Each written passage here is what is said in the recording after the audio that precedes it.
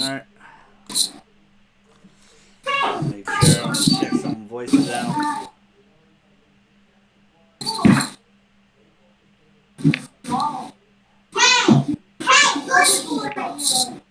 I hear Allie in the background. You're gonna have that. Yeah.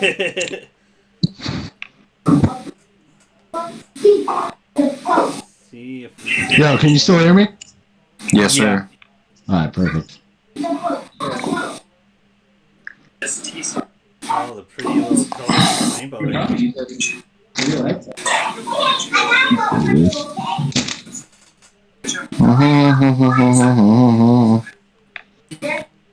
Do a mic check. Better now. Do a mic check. Better now. Alright, we sound good. Good old mic check.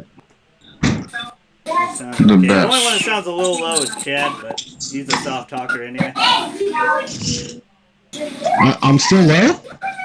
There you go, you sound better. I think it was being muffled by my beard. Filter it out, yes. I highly agree.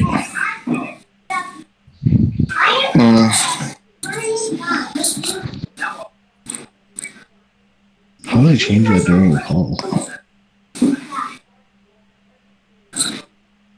JJ. That would be my mic volume, right? I can't seem to find the pod on YouTube. It did pop up. Yeah, I got the notification for it. Watch live now. Straussman Final Fantasy Remake Spoilercast. Damn right. Can you hand that to me, buddy? No, it's alright. What is this for? Well, I wanted to pull the chat. I know some people are going to... Talking about? Do what you're dogging. Push the Alright, talk. budget. We'll worry about it later. Push the talk. So let's just get to it. I know it says we're live, so I think we're okay. Push it real good. Alright. 1, 2, 3. Yo! What it do, GG Nation?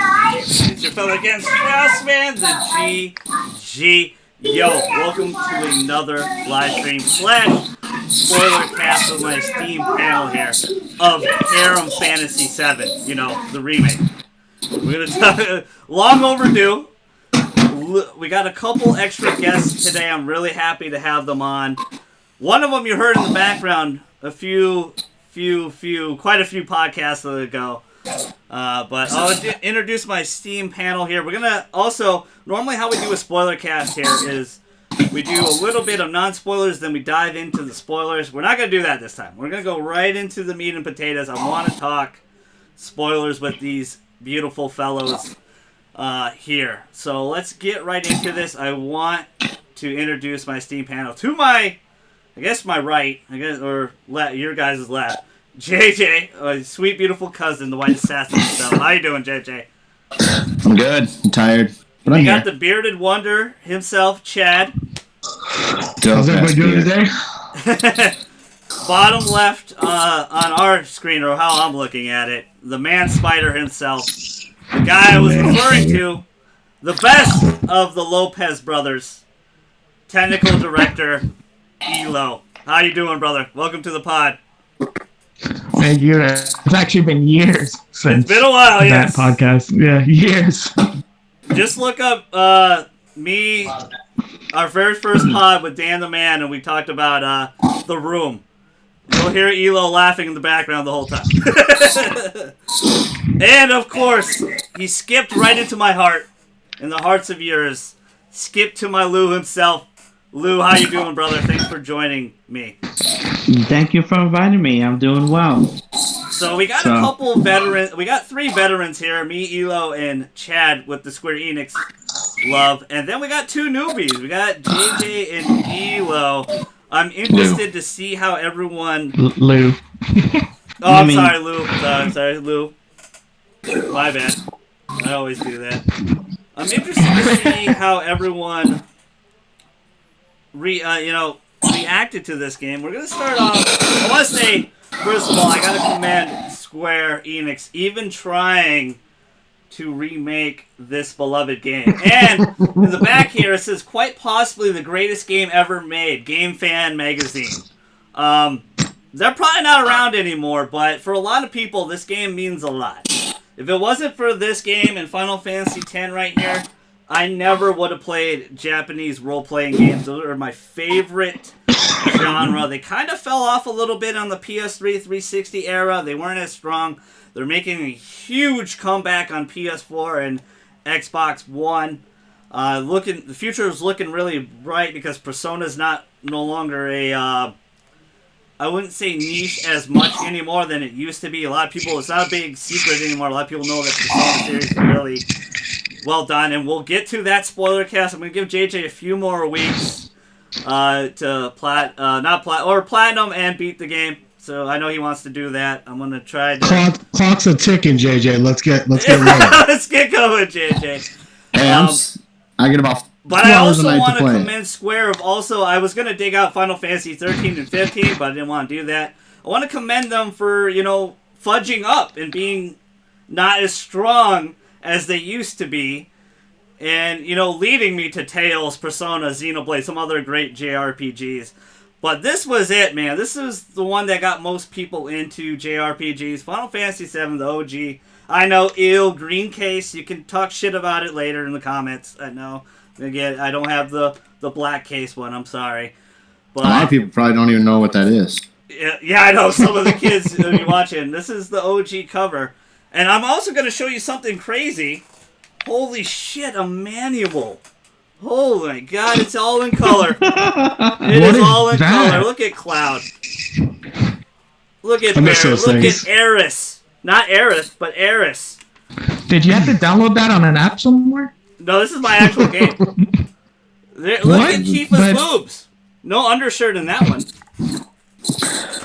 But no one knows what an annual is. I know I'm rambling on a little bit, but I just want to say how much Japanese role-playing games mean to me. My favorite genre. And I have to say, I feel like this is the first great Final Fantasy in 12 years, man. Besides, 14 and the 11. Obviously, the MMOs are big, but I don't play those. I don't play MMOs. I know I'm a bad person for a lot of people here, but MMOs are not my jam. I know it's a lot of people's jam. But I think, for the most part, I think they nailed it. I do have some flaws. I'm going to say this right off the bat. I do think it's a Game of the Year contender. I don't think it's going to win. I think it'll probably lose to Cyberpunk. All the hype is on Cyberpunk or Last of Us. After watching Ghost of Tsushima, I think it's really going to be... that's going to be a serious contender this year. I think this year is going to be a lot stronger than what people make. I do have a lot of flaws. With this game because it's not perfect. By any stretch of the imagination. But I want to open up to the panel. We're going to start with something different. We're going to jump the gun a little bit. We're going to start with the Game of the Year discussion. I want to start with my beautiful cousin, JJ. Because he I think in his eyes it's not, and I want to know. I want to pick his brain a little bit. What do you think overall of Final Fantasy Harem, the remake, 7? Do you think it's Game of the Year contender, or is it a pretender? Yeah. Right now, I haven't played the other games that came out yet. So right now, yeah, it's up there, man. It was really fun. I mean, about halfway through, I didn't like it that much. Yeah. But there are certain chapters that swung it for me. So I enjoyed it. I think it'll be a Game of the Year contender. Okay. I want to go... I want to go to Lou. Join the party and tell Caleb that I'm doing this. Lou, you were also very new to Final Fantasy. This is your first one. What'd you think of this? Is this a Game of the Year contender or pretender? The black and joy. I think it's very much a contender. First off, I'm just gonna say you can unplug it. I give the game a 10, and I don't mean a 10 in terms of like one of the greatest games of all time. Yeah, like not a God of War 10 or something like that. It's not on the level of God of War or the OG Last of Us. But I give the game a 10. I recommend it to people. I hope people kind of understand what happens in the 17 and 18, because since I beat the game, I've been looking. A lot of people don't seem to understand what's kind of going on. Yeah, we'll talk. We'll dive deep into that a little bit, but contender for Lou. Let's go to the Bearded Wonder. Save the best for last. The sexy man spider himself. Let's go with Bearded Wonder. What did you? I mean, you are a big. 7 is not your favorite. 8 is. Seven is not my favorite. Yes, eight Well, is what my did you favorite. think of this one? And is it a Game of the Year contender to start out with? It's 100% a contender. It's definitely going to be one of the best games played this year. Yeah. Even out of all the other games that are going to come out. But yeah, no, it's definitely going to be up there. It definitely has a chance of winning. Okay. Let's go with the man spider himself, Elo. How about you? How did you feel? I know this is a very special game to your eyes. Yeah, I'm definitely the furthest extreme in terms of loving this game. I think it has very few flaws. Yeah. And I actually, it's obviously a contender. Okay. But I would have had The Last of Us 2 winning that until I'm not going to get into it because I don't want to spoil it for people, including Levi himself. Yeah. Let's just say that I don't think it will be as strong as people say it is because I did look into it. Yeah, JJ and I will be second doing that. that spoiler cast still. We're going to be playing The Woke of Us Part 7. We'll still review it. JJ and I haven't seen the spoilers. I really want to play it myself. I was hoping to start today Last of Us Part 1 again, because I haven't beat it since 2013. I want to play it on PS4. But pull-ups have been a real killer for me. I had 43 pull-ups today, and Jules still beat me. So he's a beast. So I got RNG'd a little bit. The luck was not on my side on there to get the plat yet. I'm very close to getting 3 more trophies. I think this is a strong, worthy one. This is what my top 6 are right now, and I'm jumping the gun because some of these are not out yet. I'm going to go with Doom Eternal. I'm going to go Final Fantasy VII Remake. I'm going to go with some Nintendo game, either Animal Crossing or Xenoblade, probably Animal Crossing. I'm going to go Ghost of Tsushima, Last of Us Part 2, and then Cyberpunk. Those are probably the top 6 in my mind. I know I technically said 7 games, but there's going to be one Nintendo thing on there. That's what I think. I just want to start with that a little bit. I want this podcast to have a flow of highs and lows. So we're going to go through character design, combat system, materia, so forth, chapter select, how the game was designed, graphics, so forth. I got the whole notes down here. I want to actually start with the combat. And they took if you guys don't know, this is a turn-based JRPG. Turn-based JRPG, they turned it into an action RPG. Younger Levi had a problem with that, but after playing this game on hard mode, I actually really enjoyed the combat a lot. I enjoyed it from the get-go. It was pretty smooth in my personal opinion, but what were some of the highs and lows for combat for you guys? And I want to start with Lou himself. How did you feel about the combat system? I thought the combat system was fine. I thought the materia, if that's what we're talking about, I thought it was fine. It was a little late before I understood how to use them, so it probably would have saved me a lot of hours. But yeah, I thought it was fine. There was a couple of things here and there, but it's not really that big of a deal. Mm-hmm. But I really didn't have a problem with it, to be quite honest. There's nothing there that really just made me like, this is bad. Okay. So, what about you, Elo? I know you're a big fan of Kingdom Hearts, and the combat system in 3 was really, really fun. How does it compare to this one? Well, I would say that the Kingdom Hearts style is a little more free-flowing since it tends to be more of a cartoony, game. Yeah.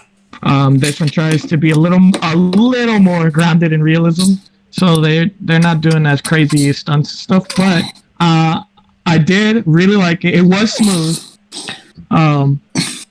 My problems with the combat itself in general is it might have been just a tad too easy besides some optional bosses, essentially. Mm-hmm. Even the hard mode felt You know, just I'm not a guy that likes Dark Souls. I love Dark Souls, but I don't need that in every game. Yeah. But you know, like it felt just a little too easy. I died one time on hard mode, just due to that fact. Yeah, I feel like hard mode really teaches you how to do the combat system, actually how to play the combat system. Yeah. But if you have the right materia set up each time, that's all you really need for hard mode. I wouldn't say it's overly difficult. It's definitely no Bloodborne or Dark Souls or anything like that. Yeah. What is? I had a lot of fun, and I apologize chiming in here. Sorry. I had a lot of fun with the combat. Some of the highs I think are... some of the highs are definitely the materia. They made the materia definitely to this day from the OG one here was fantastic. It was really well done. Some of the favorite things about it to this day in JRPG history. They never did it again. They only did it for that game. Love that it's back. I love the fact that it's very useful. I wanted to be a little more cheesy in hard mode and have like 7 magnifies, but I understand why you can only have 1 magnify materia. I like the skills and abilities. The limit breaks are really fun and awesome.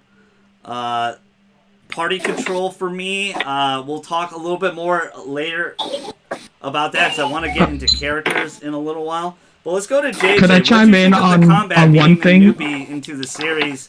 You played some high intense action games earlier this year, or last year. Sorry, Sekiro and Devil May Cry. How'd you feel about the combat system in this game? Elo wanted to chime in real quick though. Oh, go ahead, Elo. Thank you, JJ. No, I do agree with everything you said, especially the fact. Especially since they didn't change the materia system from the OG, I love that. Like, I love the fact that it was pretty much to the T the exact same thing. Yeah, I would agree. I do wish they would explain to more newbies, I guess, how the materia system works a little bit better, because you kind of just had to experiment and try it out. I agree 100% because I played on Classic, and Chad was going to give me shit about that, so I jumped the gun. Fuck you, Chad. Jumped you. And I accidentally played on Classic because I didn't realize Classic was easy. I thought Classic... I read somewhere online that Classic mode was supposed to be like semi-turn-based style. And it's not at that at all. It's just the easiest mode to play on. So when I went back in hard mode, I actually really learned and got to experience with the materia a lot more and have a lot more fun. And like I said, for the boss battles... You really just had to have the right materia set up, and you would usually dominate. There's only a few battles that I would consider challenging. I think the most challenging thing is jewels and pull-ups in this game. Because I've been doing that all effing day, and I had 43 and lost. But I agree with that. They don't do a great job teaching you the materia system. That's 100% accurate. I agree with you on that part. Because I think most of you played on normal, right? Most of you played on normal? Yeah. Mm-hmm. Normal, and I was the only one that played on Classic because I thought it was turn-based style, so that's on me. But I got to go all the way through it again because I'm only missing 3 trophies for the plat, and I'm on Chapter 18, Pride and Joy, and then just the pull-ups, and I'll have the plat for this game. I got to really dive in and had a lot of fun, but I definitely wouldn't say it's...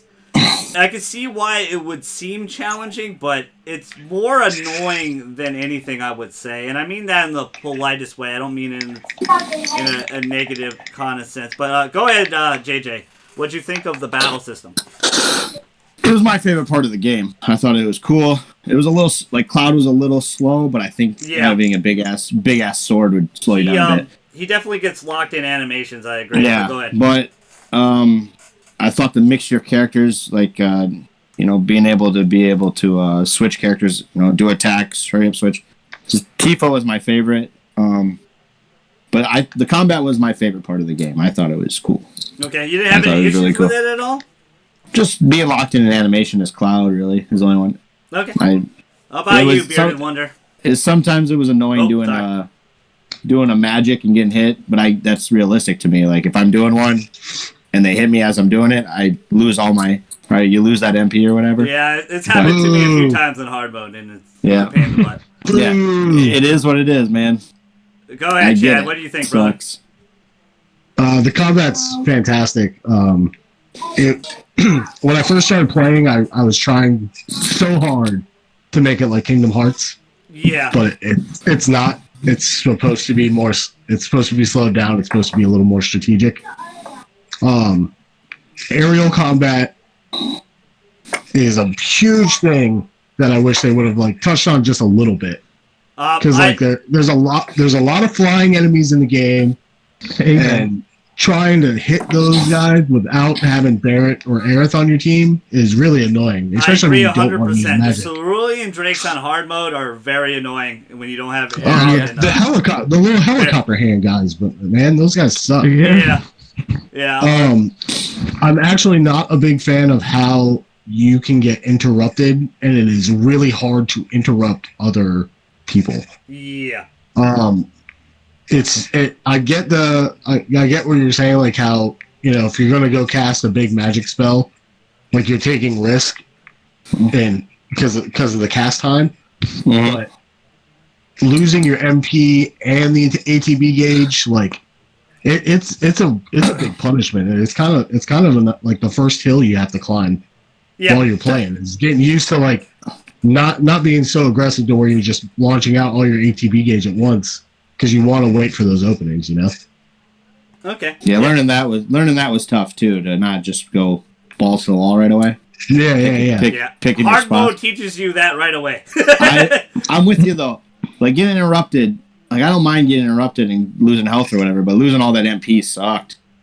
It was not cool. Let's talk about the party control. It's even worse on hard mode, bro. There's no way to get it back. I have no desire to platinum this till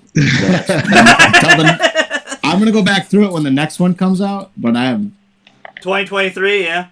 Yeah, I will. That will be my playthrough into this. I'll platinum this, but I do agree that it for games tend to do this a lot for some reasons too, where you can get interrupted just by a sneeze or a sniffle, and the enemies, it takes the heaviest, slowest attacks to do.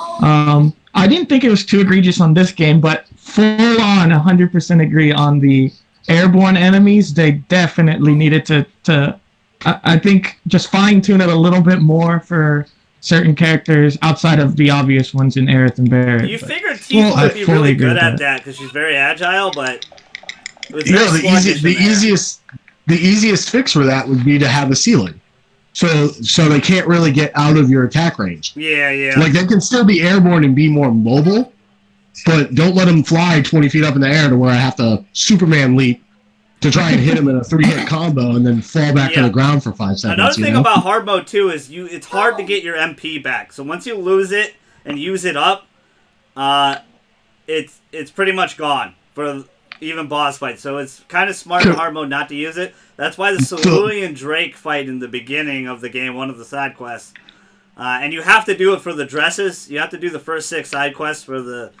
Tifa's dress, so you can have that discovery mission. And if you don't have any MP, the Cerulean Drakes cast this icy barrier that automatically hits you hard, so it's really tough. So it's tough to. I agree with you guys. The aerial enemies, if you don't have Aerith and Tifa. But I want to talk party control. Did you feel like party control was very smooth? How did each character feel? Who was your favorite? Who was the least favorite to control? I know a lot of you are probably going to say Barrett in a lot of instances. I want to start off with Lou. Who was your favorite? What'd you think of the party control in this game?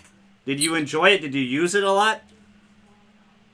Not really. So, no. I mean, like, no, not really. Not really. I mean, in terms of hardest to control, I mean, in general, I think Aerith has a bad dodging ability. You're picking on the church flower girl. How shame! For shame, Lou. Well, yeah, I mean, just spinning in place doesn't really count. Yeah, she does have a weak dodge. I agree. But I saw Barry Sanders do that once. It worked pretty good. Yeah. long time ago. I saw Lalo 1994. What year did this game come out? But yeah, like I mean, otherwise, not really. I like Cloud the best, and Tifa. So Okay, you like the brutal characters. Chad, what did you think of the party control, and who was your favorite character to use, and who did you not like the most?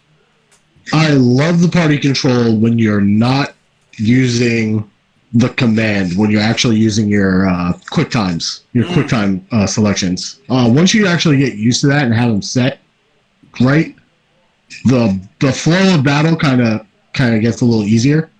Yeah. My least favorite character to use would be Aerith. Mm-hmm. If she didn't have great skills, I would substitute her for Barret almost every day. Okay. The skills kind of save her, but both Aerith and Barret do both have terrible dodges. They're both really slow. Yeah, so Barret it's really is a hard tank. it's really hard to avoid big attacks.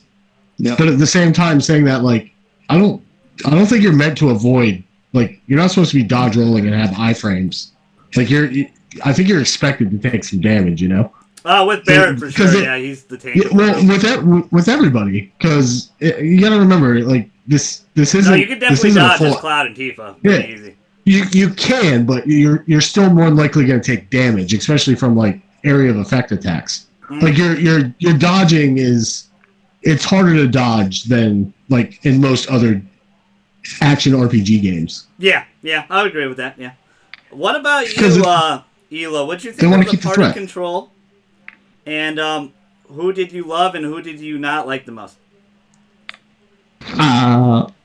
I'm actually going to go the complete opposite of the last two that just went. I personally thought Aerith was my favorite character. Yeah. In terms of overall usefulness. Like spin in place. That's what it is. No, like I said, like her skills save her. Like if she wasn't so strong, just for magic use and her skills, like it'd be really hard to like sit there and enjoy playing the game as Aerith, you know. She's not the most visual. Let the man finish. Go ahead, Elo. No, yeah, I agree. She's not the most quote unquote fun. Like she's not like the fastest. She may not be the most powerful in terms of basic attacks, but I do love the fact that she is easily the best magic user, easily the best healer. Like you said, her skills are amazing. Her limit breaks, both of them, especially Planet Protection, is broken. It's broken as shit in hard mode for sure. It's so useful. Yeah. And she is, she has no weaknesses in terms of she can or can't attack. I don't want to say that because there's some that block even her basic attacks. But outside of a few enemies here and there, she has some of the most versatility in terms of fighting. Yeah. But Tifa is the most fun to play, I will say, in terms of, she's got the best stagger, she's fast, she's powerful, but I do think Aerith is the... There's also, her personality, as Levi was clearly gesturing to. Yeah, personality, obviously. But, no, yeah... Unfortunately, the reason I have Barret in last is not because he sucks, because on hard mode, I realized just how great he actually is and necessary. Me too. But he's just, slow. If you want pure power, you want Cloud. So, it doesn't have that going for him. I prefer Aerith's range and her quicker attacks and stuff over his. But it's not an attack on Barret, really. It's just, if I'm going to have a party of 3, I'm going to lock in with Cloud, Aerith, and Tifa, and I think I would have everything I could possibly ever need with that team right there. So. All right, let's go with, that's actually a good point he brings up, though. Go ahead, Chin. That's actually a good point he brings up, is that, like, all these characters feel like they should. Mm-hmm. Like, even while fighting with them. So, like, even like having what is Aerith going to be like coming into this game? Like you couldn't sit here and be like, oh yeah, she's going to shoot little magic bullets from her wand, and she's gonna do a little dance. Like I didn't think that's what was gonna happen. Yeah, but very true. as you started playing with her, like it fits her character. Like everything was done real nice with the characters. 1997, we're used to these characters just standing still, the whole time. Them not having movement. But JJ, go ahead. What? Who was your favorite? I'm guessing Cloud, and who did you least like of the party control? Party control was cool. I learned early on that the enemies would target whoever you were, basically, for the most part. So it was get to your limit, do it, switch. Get to your limit, do it, switch. Or fill up your ATB, do it, and then switch. And I switched a lot. My favorite was Tifa, hands down, 100%. She's quick, she's powerful. Levi's personality thing comes back. God bless her. But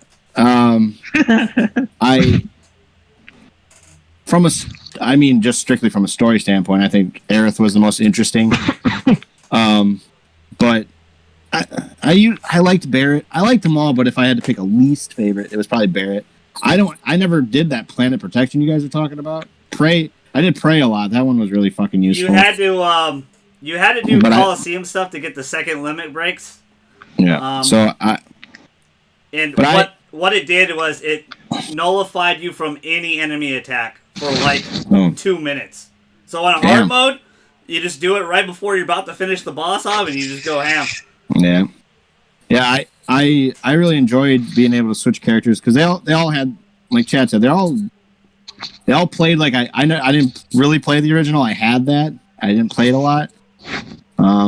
3 discs was kind of overwhelming for a 10-year-old JJ. But they all kind of played like you'd assume. Barrett was a little stereotypical. I mean, he shouted a lot. He reminded me a lot of Samuel L. Jackson.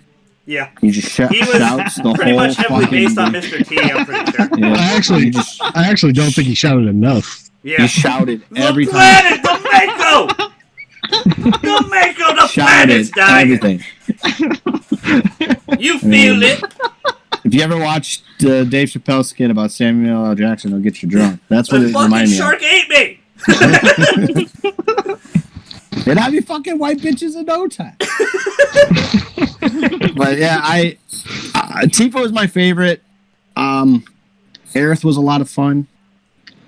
But yeah, I think Tifa and Cloud were probably my 2 favorite. Okay. I'm going to piggyback off Elo a little bit. Hard mode, I really thought Barrett was the worst character. By far. But when I played hard mode and got to really get I thought Aerith and Barrett were definitely the range characters weren't as fun. But after playing hard mode and going through all 18 chapters, or at 18 again, I really got to learn and got to experience them, and I got to realize how useful both of those characters are.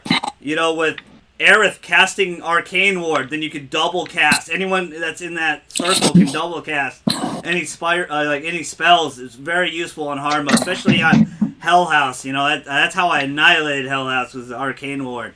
Her Ray of Judgment ability, Planet's Protection, like Elo said, super broken. But thank you, I really appreciate that. I like that one a lot on hard mode. Very useful. Thumbs up. Barrett being a tank and his versatility to kind of be a secondary magic user for me. I use them a lot for prayer and chakra and stuff like that. If I gotta cast, haste and barrier, which barrier is super useful in hard mode. If you guys don't know what barrier is, it halves physical damage when you get attacked. So super useful, pretty much a must-have on hard mode, and I really got to enjoy. But I'm kind of plain, and I really did enjoy Spiky Boy, Cloud the most, and Tifa for things, I enjoyed her as well a lot. I agree with most of you guys. She's very, very useful, very great high stagger damage, which was really, when I was younger, I thought she was one of the worst characters in the game because of, I don't know what it is about Japanese role-playing game, but the Knuckle character always seems to be kind of lame. But recently with Persona 5 with Makoto and Final Fantasy VII Remake with Tifa, they are the funnest effing characters in the game. The most probably broken characters in each game, I would say. Really love those two. Really love that the fist fighter's actually useful in this game. Super useful in hard mode as well. Definitely really fun. I thought the party control was good. It's really funny how much this game mimics Final Fantasy 13, but it's so much better than that game. With the chapter select, the stagger system, how you can't pick your party members technically. Also, I want to say shout out that actually the best character in this game is Red X13. He's the best. The unplayable character. The best play. No, he's playable. I'm Golden God ability activated. I got to use him. Only in my version of the game because I'm awesome. Of course. I was a little disappointed that you couldn't, but I understood why you couldn't. But let's go into the characters. Let's talk about character design. So, I showed you guys earlier, we're used to this. Very high quality models. Sorry, my thumb's in the way. And now we went all the way to 2020, and we got these redesigns. I want to ask the panel here, the Steam panel here, how'd you feel about the character designs in this game?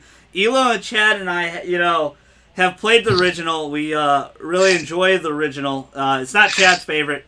I thought it was the greatest JRPG of all time until Persona 5, and I think Persona 5 has far surpassed that. I'll say that now. Don't kill me. Square Enix fans and anybody in the chat, simmer down, just saying. I've only played 17 hours and he's right. I really, it's a really colossal undertaking to take this, to even think of this, to do this job here. But I want to start with JJ on this one. What'd you think of the character design? So how'd you think of Spiky Boy, Flower Girl, Puncher, and Mr. T, and Red X, and Mr. Shinra, and all those guys? I don't remember Red 13. I didn't make it that far in the game the first time. But I do remember most of the characters being real pointy. You beat the game, didn't you? Not the original. Oh, okay.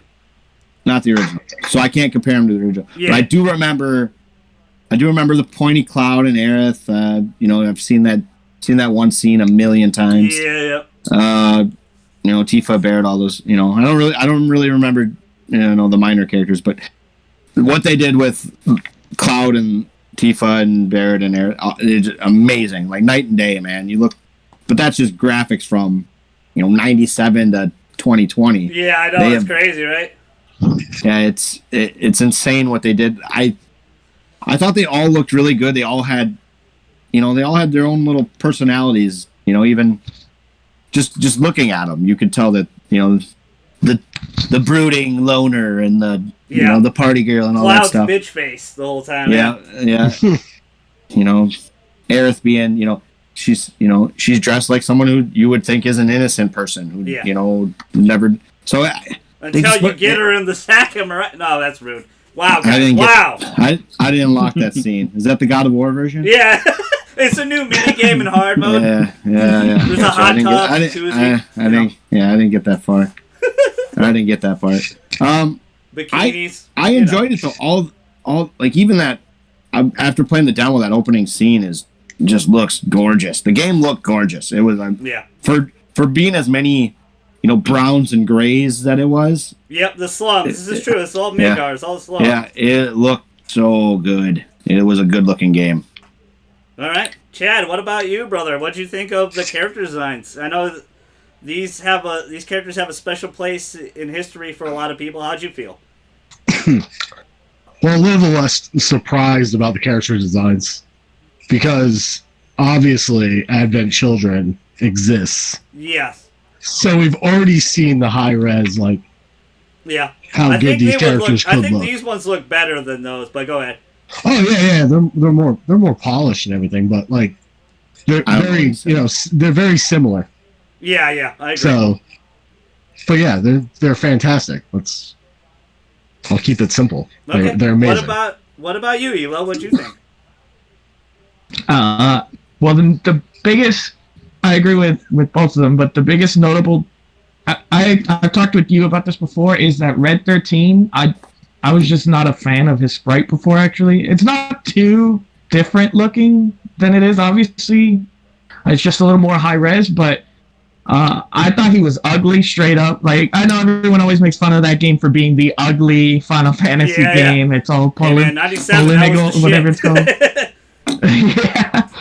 Even at that time, you got Super Mario 64 looks much better and everything. That game was, it was horrendous to look at. But that Red 13 model that they have now, that design for him, I actually instantly fell in love with him. A character I actually really didn't care for back then. Yeah. He became one of my favorite to just look at, and every time he spoke and everything, like, so. As for the rest of them, I do like that they kept it almost to the T, exactly the same. They just kind of, Well, a lot of people had a big problem with Tifa's design, mostly this area, which I don't understand because they're huge. Yeah. And the thigh highs. She's got a great personality. Yeah. But I thought the thigh highs were a great addition. Yeah, I thought the thigh highs are the best. Yeah. God bless. Yeah, that was pretty much the biggest change, I think. And people had a problem with it. I guess it was because they were just purists.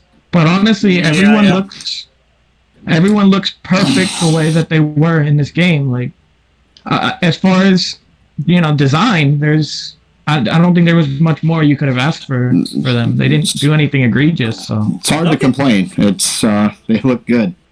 Yeah. All right, go ahead, Lou. What do you think of the character designs of Harem Fantasy the 7? The remake. I love how you asked me about designs when I'm not really a design type of dude, but I will say he's trying his best to moderate.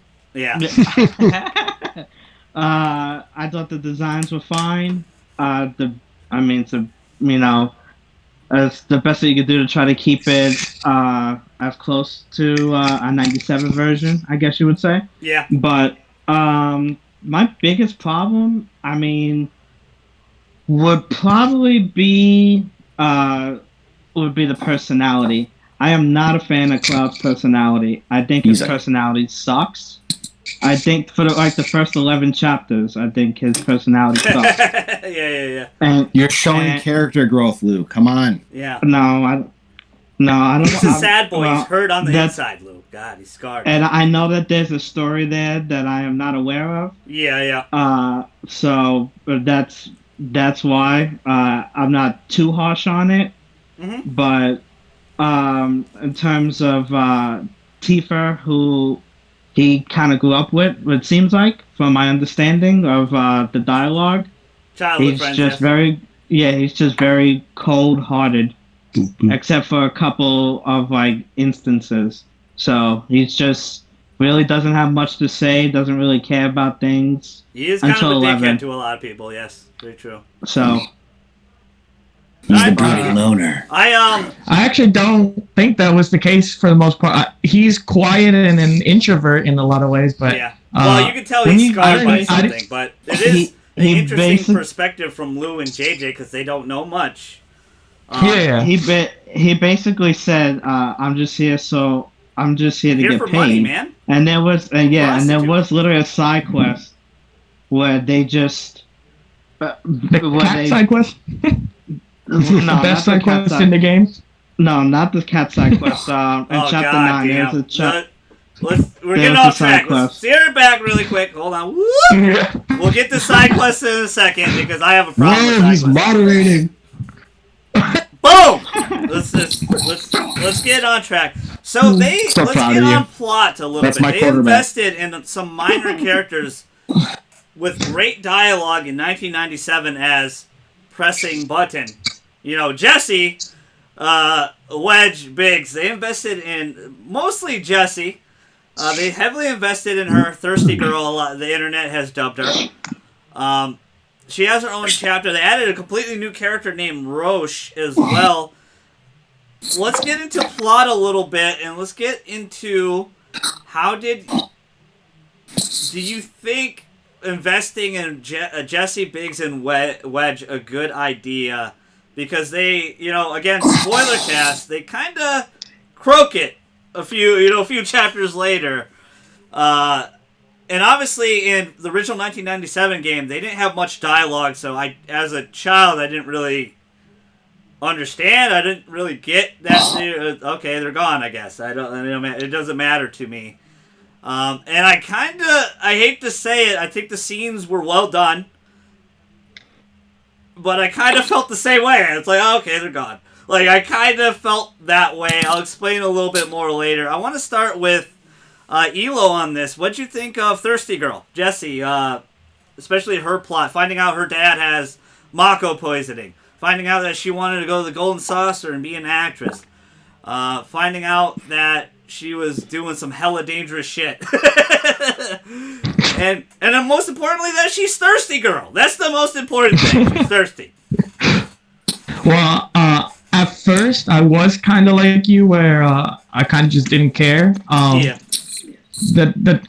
When it eventually happens, I ended up caring a lot.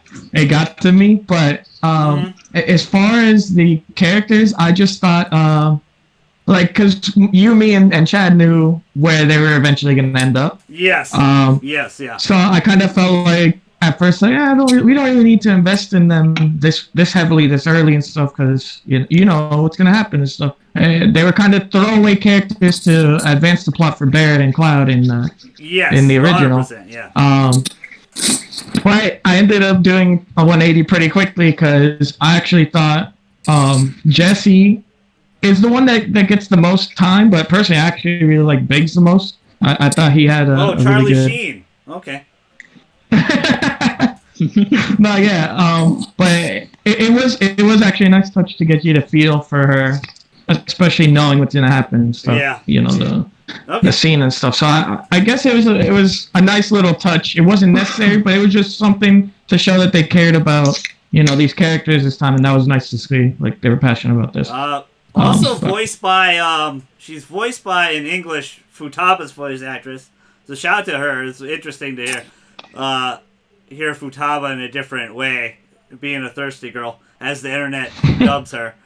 Chad, how'd you feel about the investment of Jesse, Biggs, and Wedge? What do you think of Chapter 4 overall, and was it a worthy investment in your eyes?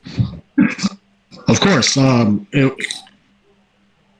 To put this game into episodes meant they were going to elaborate on almost every part of the story that happened. Yes.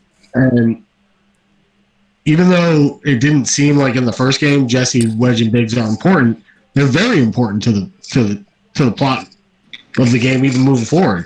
Because obviously if they don't exist as characters and do what they do, the bombing mission never happens. So it's nice to get to know characters that were kind of just casted off in the first game. Yeah. And to make them somewhat feel like they actually have an impact on things that go on during the game. Okay.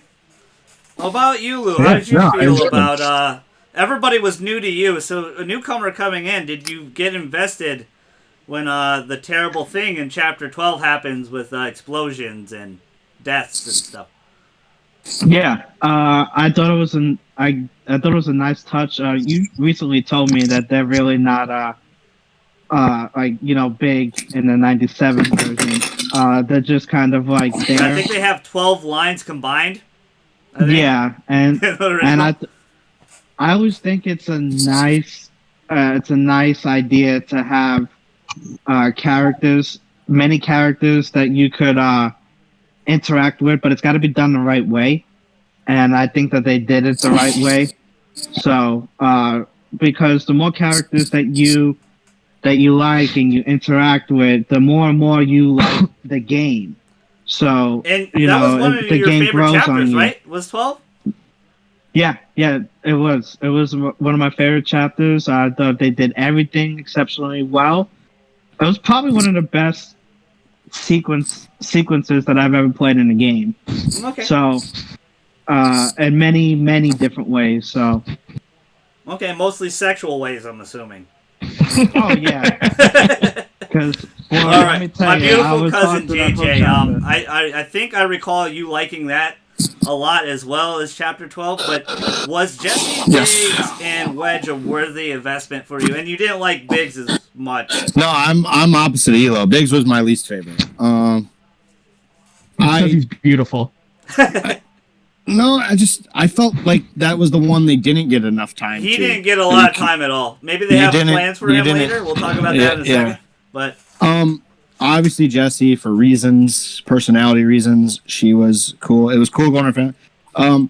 But as like you said, as a newcomer, Wedge hit me right away because I knew the voice actor. I knew who that was. I could picture a guy in my head whose voice that is. So I knew, Sure. and it's bad. He does the voice of a lot of cartoons that my kids watch. He's in like We Bare Bears and all kinds of stuff. So I knew who that was right away. Too many fat jokes with him. I think they went a little too far for. Not because you can't joke about fat. He loves pizza. Damn it, JJ. Right? Yeah. I just didn't think he was that fat for you to just constantly be making fat jokes. It just wasn't. It was weird. It's a little rude. Okay, fat shaming is what you're saying. They're fat shaming. No, I don't care. Fat shame all day. I guess because he was the fattest character, they went heavy on it. Jessie was really thirsty. She was the bike scene when you're going to blow something else up. Holy fuck, man. Did you get Biker Boy? Did you guys see No, Biker I didn't. Boy? I didn't get it. I watched a video afterwards. Yeah, she kisses the different you. dialogues. Yeah. But I think that's what builds Chapter 12 for you to kick. I was kind of in the same boat as Elo, where you do care what happens to these characters, and they are essential for you to succeed in the earlier missions and to get stuff done. From 1 to 11, they are truly helpful. And they're all in on Avalanche. They are 100% in on saving the planet, and you need characters like that for your missions to go. Yeah. For you to be successful, you need people to 100% buy in. Yeah, do terrorist actions to save the planet. Damn it. Ask Hitler. Ask Stalin. I'll ask them when I'm playing cards with them in hell. Yeah, 100% buy-in to what you're preaching. So I think, obviously, I think Jesse was most people's favorite, but the surprise we're going to talk about later, that also was like, whoa, what the fuck happened there? So I agree with you guys. I think they were a worthy investment. I guess I'm just a bad person, and I'm glad they're dead. Jesse, play tiddlywinks with my heart, huh? Psych this, psych that. Fuck you, Jesse. Was it? I'm the protagonist. I waifu everybody. That's how I play. I want to go off topic here a little bit, but it seems like Cloud was playing all three girls a little bit. I think Cloud might be gay. Not on personally. Not I think Cloud might be homosexual. Not on purpose, but that scene where like Tifa grabs him by the arm the haunted scene in Chapter 11. It depends. Well, there's the one where it depends who you choose too, where when you first go down. But the sewer, the sewer scene. Yeah, where Aerith grabs you and Tifa's all fucking jealous and shit. Yeah. I was like, whoa. Yeah, everyone's fun. I like that they play with that because they definitely. Yeah. I didn't really get that vibe too much. I'm kind of happy. I'm I talking about the original. Them wasn't the right thing. No, I'm talking about the original one. This one is definitely Harem Fantasy 7, the remake, for sure. That's 100% sure. And as a kid, I always thought Aerith was kind of attracted to Cloud because she resembles other Spiky Boy that we'll talk about later. First Spiky Boy that she loved. And as a kid, I remember reading on the internet and many, Game Facts boards and NeoGAF boards, and a lot of people felt like Aerith and Cloud were friends. I'm kind of glad they kind of leaned into her actually being a little attracted to him. His sister? Yeah, a sister that you could have sex with. Yeah, that's cool, right? Hey, I grew up in Arkansas. We all need one of those. I think you guys are right. I think they did a worthy investment. It was cool. It was, sad to see her father bedridden, dying. You didn't get to meet her mom. But stealing the first from him. thing she does is have you steal from them. Very, saucy girl. I love that Wedge is like, don't fall for it, bro. It's all a game to her. That was really funny. That was a really funny scene. I think Biggs definitely gets hoed a little bit. But if you did all the side quests, the preschool, he actually took care of that before he left. So that was a little bit of character development. If you guys just rushed through this game, you probably didn't see that moment. I don't know what it was for me, maybe because I'd previously known that they were going to die, but I just didn't have that same impact for me for whatever reason. I didn't feel like Jesse and Tifa were close. I remember Jesse talking shit about Tifa earlier in the bar. I wish they had some more girl time to develop. But I understand the chapter system. They got to keep rolling. I agree with everybody here. I think they did invest properly. The chapter 12 conclusion where you're trying your damnness to stop that plate from falling, but you fail anyway. That was really well done. I think, the chapters were for most of them are really good. I think some are too fucking long because I played chapter 9 100 fucking times in hard mode so far to get all the dresses and oh shit, I gotta go back to the Coliseum because I fudged that up. I gotta do that again. Or Miss Eris Coliseum to unlock the final prototype mission or whatever. I forgot that, so that was on me a little bit for not knowing that. But I think 17 is pretty damn long and 16 is incredibly long. I wish you could skip a little more dialogue in that. Let's talk about quote unquote the Shinra Corporation, the evil Mako wasting bastards. Let's talk about them so far. How did you guys feel about the Shinra Corporation and how they were used? Let's start with Chad. Yeah, you go ahead. You got 5 minutes. You're fine. Don't worry. Let's start with Chad. What did you think of Shinra Inc.? How were they handled in this game? Pretty well. All the character designs for them were actually really well done. No, you mean the one thing? No, all of them, bro. All of them. I wasn't a fan of Heidegger. I think he had too much screen time, too much spotlight. Yeah, too much spotlight. I kind of wish they would have dipped a little more into the president himself, or that's maybe even true. like you a little. Don't see the president a lot. Yeah, you really don't. You see him like 3 times. I think he's in 3 cutscenes, and then he talks to you right before the Airbuster fight. Yep. So, like, a little more with the president would have been nice. The Shinra, are we talking about the whole shebang with Shinra, or just characters? Yeah, you can go with spoilers. You can go deep. All right, the building, bro, the Shinra headquarters. Yeah. What an amazing, that was very well done. Yeah, that was fun. Hojo's lab, everything was really well done too. I enjoyed that mission. And it goes down to all the little details too about. Yeah, all the little details about the area too, like the way all the workers are around. Everybody's like hustling around the building. There's extra areas, obviously, with the VR station. Yes. I don't know what everybody else did, but I walked up the 59 flights of stairs. That was. I did both. I did do both. I walked up and I also did I obviously played through it twice, but. Yeah, I did the stairs first. I did the stairs first too. I did the stairs too. That was quite the mechanic they put in. I liked it a lot. Where you do get tired. And yeah. I slowed down so Barry could catch me. Then he started passing me. I'm like, what the fuck? But yeah, I thought that was a cool mechanic. That's why you use your blue shell, JJ. You don't learn from Mario Kart? No, I wait till you hit me with the red shell. I'm first the whole fucking race. Okay, what did you, Elo, what'd you think of Shinra Inc. and how they were handled in this game? Well, first, I do want to point out that the stairs, that's the original way of doing it in the game. That's the OG version. Just to let JJ and Lou know that was an awesome homage to the original. I accidentally did it. Dude, I sat there for a minute and I was like, do I take the stairs or do I take the elevator? And I was like, I'm going up the stairs. I just took the elevator because I knew from the OG what they were going to make me do. I was like, I'm good, I'll do that later. But as far as Shinra in general, I agree that I gave less of a shit about the president in this game than the original because he has way less screen time here and it's just so unimportant, or they make him seem so unimportant. I'm fine with Heidegger, especially the voice actor. I love DiMaggio, Bender, and everything. I love him. Shiny metal ass, asshole. One of the best, man. Yeah, so I actually really did like him. Yeah, they kind of put him in the spotlight early and a lot and often.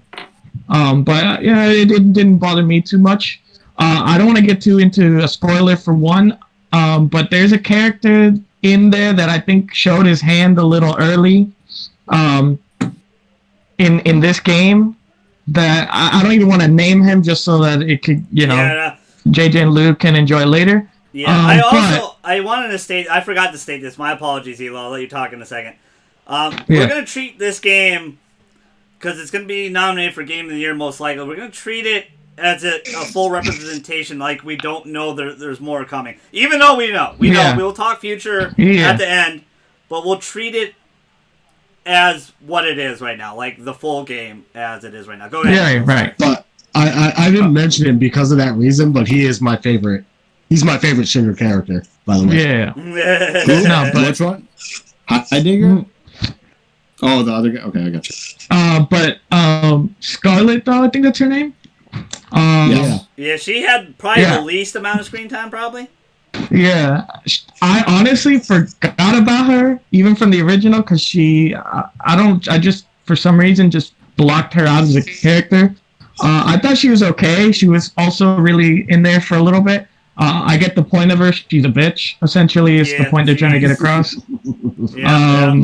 So I enjoyed her for that. Now, Hojo, I always hated him from the original, and I know that's the point of him, and I still hate him now, so I actually think in that sense, they did a great job with him in this game. I like how personally you end up hating him disgusting more he after was. this game, I like actually. Hojo a lot in this game.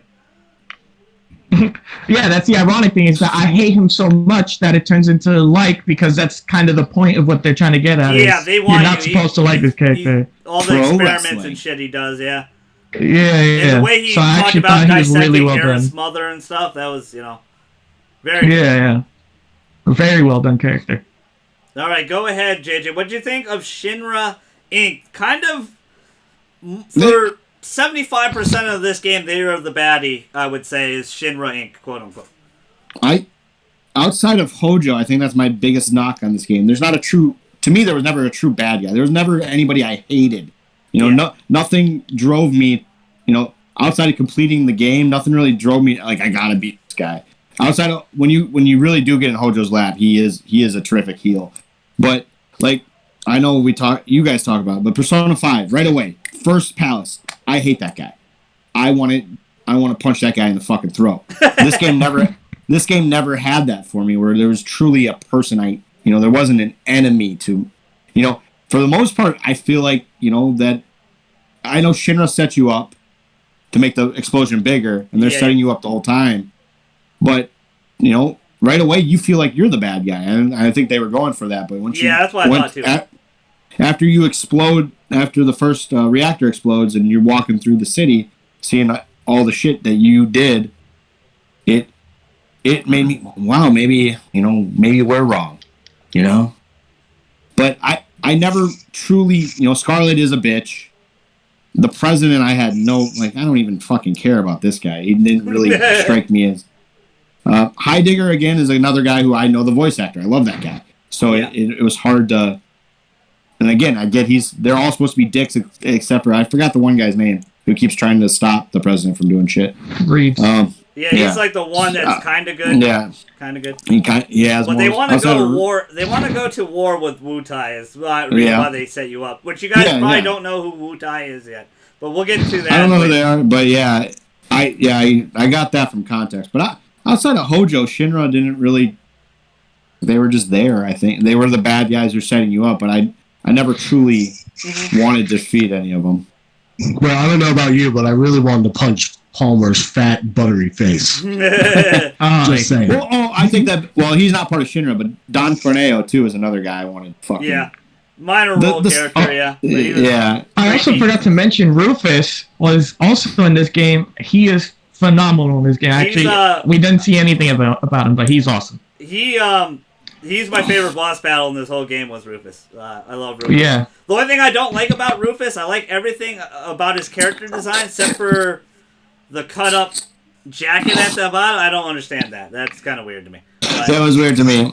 But I dig the jacket. It's a good look. Yeah. I thought it was pretty cool. you guys should just move to Japan, man. This shit's crazy. Well, like fits his character too. Like my favorite side character though was Hell House, guys. You fight a fucking house. Yeah, I love that they kept that in the game. What the fuck is that? That's awesome. It's fucking bananas. Yeah, if we're gonna talk about Walmart, we might as well just talk about Walmart. Hold on. I want to get to Lou though, really quick. I want to. Fuck Lou. Whoa! You guys, you fight a house. Lou, what did you think of Shinra Inc. and the so-called baddies of this game? Did you feel the same way as JJ, or did you feel differently? No, I thought it was pretty obvious of who we're supposed to hate, and just by the main character, and I thought it was pretty obvious. But the only thing is they did a bad job of getting him over and Shinra. It's kind of like a WWE plot. They have these heels, and you're just supposed to dislike what they do, but you don't really hate them. Yeah. So it's a whole bunch of like bad people, but they're not really bad because they haven't really done bad things, but that we've seen.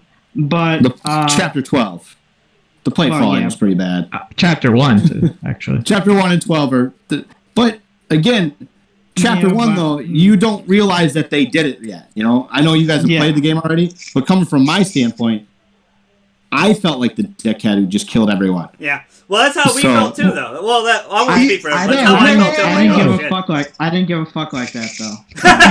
You felt like that even after he gives the command to blow it up? Yeah. I didn't want to kill people, guys. I'm not. Well, obviously, but you did. That's the point. Like that's why Midgar is so like essential to like the rest of the story. Is like what like that you're set up to be the bad guy. Yeah. Yeah. No, I got that. What you're trying to do is. I didn't get it right away. I didn't get it in chapter 1. I got it. Well. I think it was chapter you see the 9 when you fight the boss. To destroy it. I don't remember that. I thought that was later.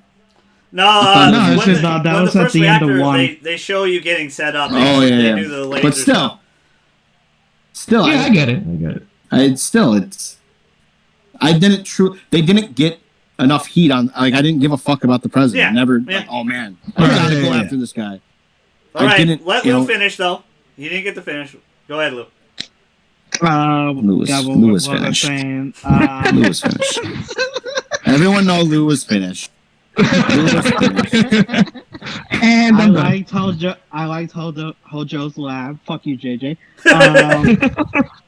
That was the guy who got the most heat, right, Lou? Yeah, that's the guy you truly did want to kill.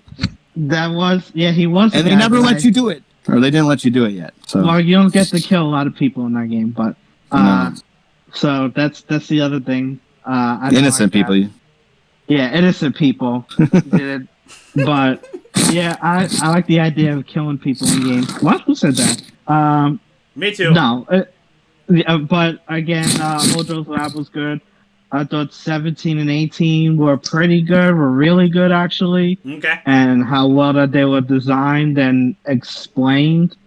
So, I mean, I just feel like Square Enix is going is trying to give you a message that they want to go a different way. But again, we'll see from the next 2 or 3 games because at the end it says the story will continue. Mm-hmm. So the unknown journey will continue. We're doing too much positive. Let's go some highs and lows of the story. And JJ had I want to start with my beautiful cousin JJ here because he had a big problem with a lot of the voice acting, the voice direction, and a lot of problem with the mini games. And I didn't understand what he meant by the mini games until actually playing through it again. And I'm like, oh, he's talking about Eris House mini game. He's talking about the pump mini game. He's talking about all these other mini. Like everything's like the robot arm mini game, which was not a mini game at all in the original game. But what were some of your problems with the story, JJ? What did you not enjoy about this game? Because you said you started out loving it and not liking it in the middle. No, I liked 1. I liked chapter 1 a lot, and then it kind of dulled down a little bit. but from 9 on, I really liked the game. Yeah, but what was the problem with that middle segment? Why didn't you like it? I don't know. They started picking up. Yeah, they really, like I said, they really struggled to give me someone to hate, like to truly, like I said, Persona never touched a game like that before, and right away I hate a guy. You know, so, and I think that's big for me in video games is to give me. It doesn't have to be a clear-cut bad guy. It can be kind of, and I think that's what this is. There's, I know we're taking this as one, but there's 80 more fucking hours or so of things that are going to happen. So true. But I just at first the voice acting it did get better. It didn't match up a lot, and I thought that was strange for a game in 2020 where the lips don't quite match up with what they're saying. I thought that was because that was in Japanese. But it's very nitpicky. Like that's not going to kill a game.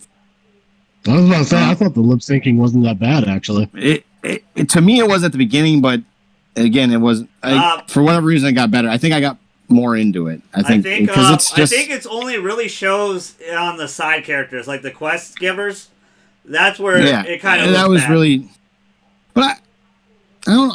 I didn't hate the game. It just wasn't. It wasn't my. Like I think I told you, Levi. I thought for me, Resident Evil 3 was more of a fun game for me. I enjoyed that more. I don't think it's a better game, but I think it was more. It was more fun for me. Okay. But it's. Everything I have is too nitpicky. Like I have a bunch of nitpicky stuff too because this is. I think for me, this is not a 10. This is not a masterpiece. This is not.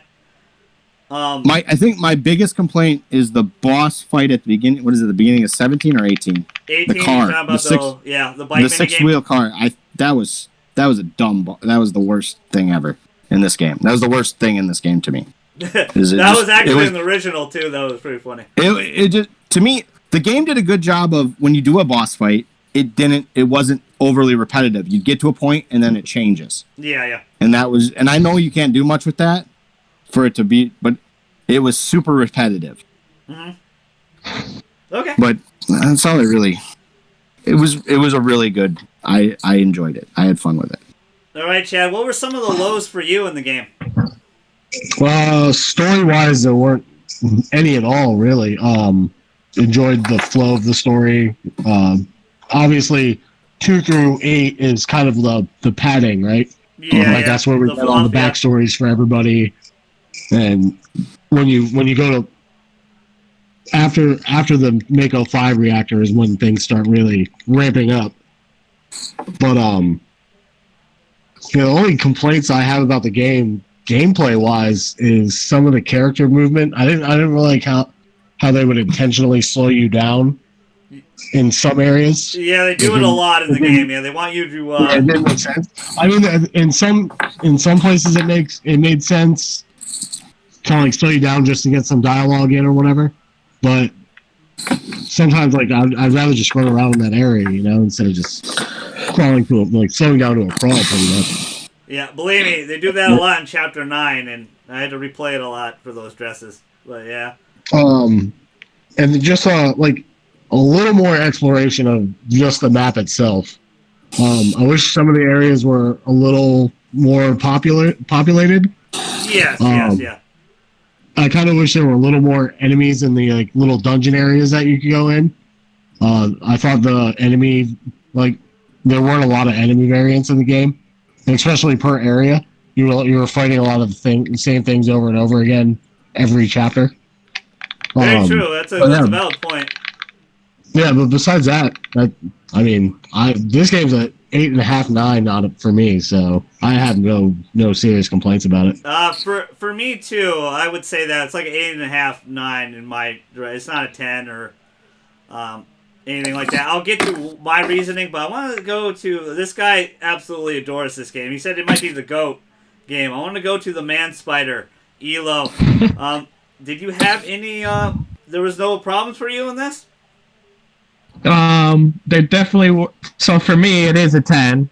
I thought it was a masterpiece, obviously. Mm-hmm. But I think I talked about this with you before as well.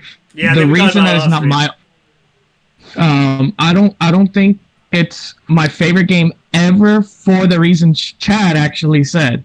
I 100% agree with those slowdown moments. They just like every once in a while is fine. It just feels like there's at least 2, 3, 4 times every chapter where you kind of have to do this. Hey, look over there, kind of thing, Yeah. and talk for like a couple minutes high and slow five. down. I hate that. Oh yeah, yeah. You I get saw moments that like that. 70 Yeah, like fucking times. it makes it a little bit harder to replay because Yeah. here comes this 5 minute slowdown. But I did have a problem with the story before. Okay. One problem. As a person who has played the OG, we all know that Sephiroth should not have been that early. Yeah, I agree. We'll talk about him in a second because that's my complaint too. 100% Yeah, agree with you. as far as a disappointment, I think we should have waited for that. Was my number one major. I audibly said "fuck." Yeah, as soon I as didn't we love got it into that either. fight. We'll get to it in a second. Yeah, Right. yeah. But You got any more? as far as the besides that stuff, which I will definitely get into rant on that. I didn't have many problems. I do agree with the again some mini game stuff like the mechanical arms. I agree was kind of tacked on and way too long. Yeah. The giant ass arms. But outside of a couple things here and there, I didn't have too many problems. That major thing at the end was the thing for me. But yeah, 10 for me. Okay, Lou, you also gave this game a 10, even though it's not a God of War 10, as you per se, quote unquote. Lou quote, put it up on screen. What did you have any issues with this game? What was your flaws? Story, combat, anything? What did you have? The side quest sucked. Yeah. I would rather just go without it. Because I don't want to chase cats. I don't care about some of the things that we did or that we did in the side quest. Mm-hmm. There were some chapters like you guys mentioned where it's kind of like I felt the beginning of the game was a little slow. Besides, the first chapter. Yeah. But I felt that it was slow, and that's how do I explain it? It's slow in terms of like we have to do these long travels. We have an epic boss fight, and then it's like, okay, now we gotta travel like 1,000 meters to a place. Again, I am paraphrasing how long we did, but I'm mostly talking about after the Arab fight. Not the Arab fight, but when we first see Arab picking the flowers, and we fight Reno. When we fight Reno, and then we're traveling back, like that was just boring. That was boring. Yeah, and I got you. Like that type of stuff, I hated. And I think we had the same thing in chapter 9 too, or chapter 10. It might have been chapter 10 when we went into the sewers, if I remember correctly. Yeah. So that was boring. To piggyback off of what Dalek said, we'll talk about that again later. But I have a theory on that, and it's because of guys like me and JJ, why they showed him, and that's kind of why I said we knew who the boss was. Yeah, because, well, at least like, you know for the second game for sure. Yeah, but that's so that's basically everything that I'm thinking. There's a couple other things. They're not really too big. I really don't care too much to really go into details. Okay. But, Alright, so it's not an obvious masterpiece, but it's good. It's a really good game, and I would recommend it. Okay. So I had a few issues with this game. Definitely, it's not perfect. You gotta put a gun to my head. I'd probably give it an 8.5. It's hard to compare this one to the original because there's a lot of differences and there's a lot of great moments like the Tifa hug scene, the falling in the church, the airbuster fights, the boss fights. I feel like most of them they hit on the head. They were really fun. Hojo's lab. I remember in the kid being like, "Oh, this is kind of cool. This is a cool lab," but having more context and seeing how much of a villain he was and the monster creations and design. I like how they kept the goofy, crazy, Abzu, the pig monster. They kept that in the fucking Hell House. They kept that in. Some of the disappointments I had were there was a lot of pacing issues. Like you guys mentioned, the slowdown and a lot of stuff. Heavily implemented for sure with replaying of the game. So I don't want to be too harsh on it. I think the first time it's fine, but if you're going for the plat, I wish you could speed some of those moments up. Like in Chapter Select, the one thing I don't like about Chapter Select is that they don't have any moments you can go to. So for example, Chapter 9, you gotta play, if you just want to get the fucking dresses in Chapter 9, you gotta go all the fucking way to the beginning of Chapter 9 and go all the way through Chapter 9 to get that trophy. And you gotta do it four times in my opinion, because I missed my fault, because I missed the one Aerith battle in the Coliseum to unlock the final VR battle. So I agree with Elo, and I want to talk about it in a second. With Sephiroth, I think for the most part, I think he's used decently, but then it kind of gets a little weird with the whispers and the fake Sephiroth clones, and I kind of wish they didn't mention his name. I wish President Shinra and some of the others got more light to it. We'll talk about Sephiroth in a second. I really have a big fucking problem with the ending. I don't love the ending to this game. It doesn't kill it for me, but we'll talk about that in the end. But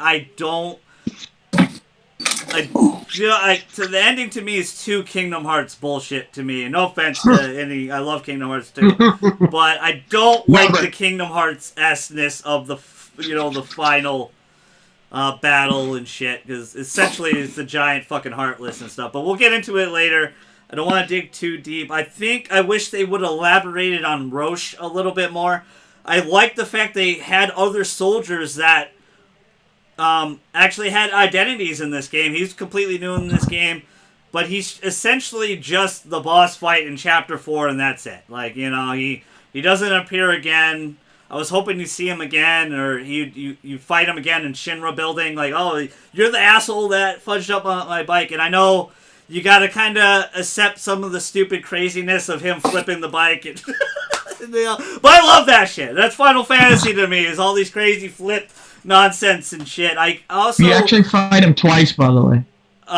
Yeah, you fight him on the bike minigame, but hard mode you can skip it. No, but then you fight him on the field also, where you're getting you fight surrounded. him once in the bike minigame, then you fight him on the ground after the cutters and all that shit. Right.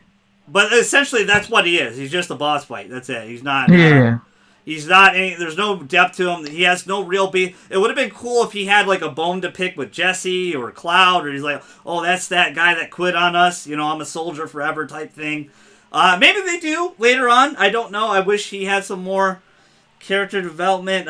Chadley seemed very odd. He was just kind of a vessel to get you summons in this game, which were cool. You get Bahamut, Leviathan, you get some of the coolest ones.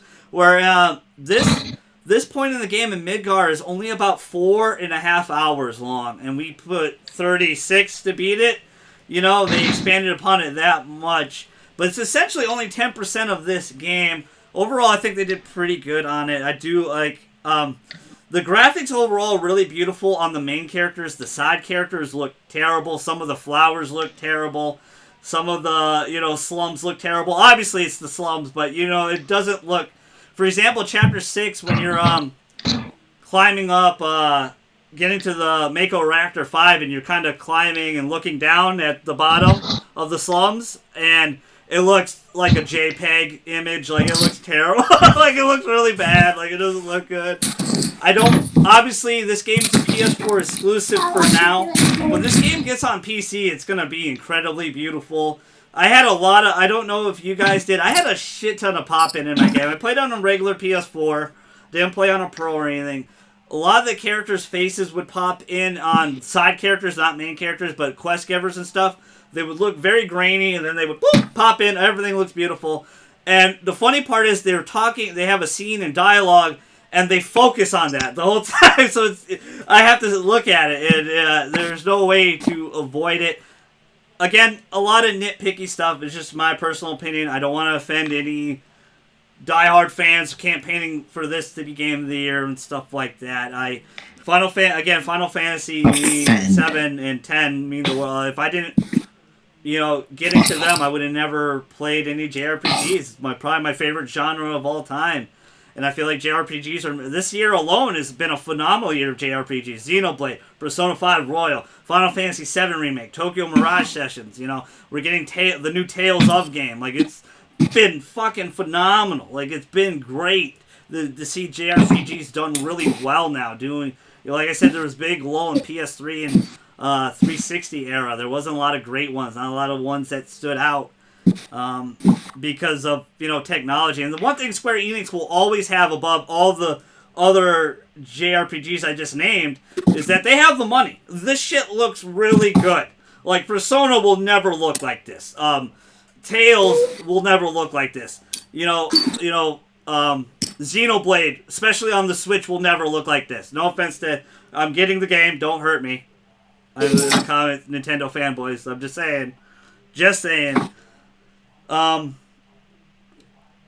Let's see. Did I miss anybody? I think let's talk to some of the favorite moments. I'm going to start with Chad because he wanted to talk about Wall Market. That was probably one of his favorite moments. And I'm kind of happy to say they kind of did it justice. But go ahead, Chad. I know that's probably one of your favorite moments, right? Yeah, Wall Market's perfect. Everything from the massage you get. All three massages, truthfully, are all hilarious. Yeah, she really punches you up if you go poor man. Yeah. If you go poor man, you better throw some change at Madam M. Otherwise, you're going to have a rough day. Right. The interactions with Sam are pretty cool. The Coliseum is great. I love the little battle Coliseum. I love the Don Canero Coliseum was really fun because Gold Saucer technically has the Coliseum in the original game. Yep. The design of Wall Market is perfect. Yeah. Walking up to Corneo's mansion the first time, and you actually feel like you're there. Yeah. Wall Market was designed real well. And plus the belly jiggle he got that belly jiggle. That's true. The Honeybee Inn was spectacular. It was spectacular. There's no other way to. I'm really happy no other word they for it. kept all of this stuff in, like the cross dressing, and I'm glad they, the character design, Tifa's boobs being big. I like how they kind of just stayed true to their roots a little bit and refined it a little bit. Made it more realistic. I thought Andrea was handled well. Jules is handled well. I think Leslie could have been done better. You care for the guy a little bit because his bride kind of gets taken away, but very minor character. Really didn't have much to do in this game, I would say, besides telling you to fudge off because you're not a pretty girl. For Don Canero. I think Don Canero's done really well. I agree with Chad. I think Wall Market's, pretty masterful. They kept it. Johnny running around, Spider-Man himself, Yuri Loth and all this. Johnny, hey, bro, what's up, bro? I'm puking, bro. Him running around being a asshole. If you did any of his quests, that was really fun to do. Overall, because he's he's just the comic relief character per se. What about Blue? What were some of your favorite moments? Story, gameplay, design, whatever, in this game? Well, I think we talked about chapter 12 earlier. Oh, okay. I thought that was really well done with the boss fight at the end and everything leading up to it, and we're basically both guys just hating each other for some reason, rather than one person hating another, and he's just there. You gotta love him. And let's see, Wall Market was good. I actually thought it was very nice. Again, I don't know from the original game, so I thought it was good. It's pretty much verbatim how the original game was, to a T, and it was so well done. Okay. They did a really great job on it. But go ahead, Lou, I'm sorry. No. I'm just saying that it's just I thought a lot of things were done really well. The only thing that I would disagree with, it is beautiful. It's just that it's not Red Dead beautiful, Red Dead 2 beautiful. It's Yeah, not. I agree. It's not like it. It still looks like some of it still looks fake. There's a point, and I want to say it's chapter 15, where before we fight the boss, and we're going into 16, and we're on top of the bridge, Yeah. and Tifa says, "Hey, look out!" and they talk about how they're gonna make a new bar. And I'm just like, this really doesn't look that beautiful. Like, it really looks like it looks good, but it's not like gorgeous. Yeah, I know what you mean. I know exactly what you mean. And I also think it's part of the charm a little bit because it is the slums, where poor people live a little bit. And the top side is where all the rich people live. And I like how we got to see a little bit of that, a little bit with Jesse. JJ, what were some of your favorite moments? I know you probably didn't have a lot, but what were some of your... Oh, no, there's a lot. There's a lot. I love the Rufus boss fight. It was a lot of fun. My favorite, yeah. Yeah. Reno, I thought Reno was a great character. He's probably one of my favorite characters. The Don Corneo sequence. Well, I loved the dance sequence. The rhythm game, and then the unrealistic fact that he picked you over Tifa. Yeah, and over Aerith. Tifa. And, There's no fucking way in hell that ever happened. Unless he has a type. He obviously has a type. He likes men. Beautiful, men is his muscular type. girls are muscular in. women. Yeah, he would definitely go for China. Hey, Triple H was tapping China for years. Everyone was tapping China for years. Everything was tapping China. I think Vince was tapping China. Oh, god damn. That's probably factual. I'm not lying. Hashtag facts. I liked going to meet Jesse's family. I thought that was kind of cool and sweet, and then also terrible stealing from her father who's dying. Yeah. You should have just did him a favor, JJ, and just stabbed the old guy. I think my favorite moment was actually the church sequence when you fight Reno and meeting, helping Aerith out and stuff. Yeah. I think that was just from a story standpoint. I liked that a lot. But Wall Market was probably my favorite area. Again, you fought a fucking house, guys. When the got fuck to dance as Cloud. You got to dance. There was a rhythm game in the Cloud. Cloud doesn't dance. He even says he doesn't dance. I love that they foreshadowed that a lot too. He's like, I don't dance.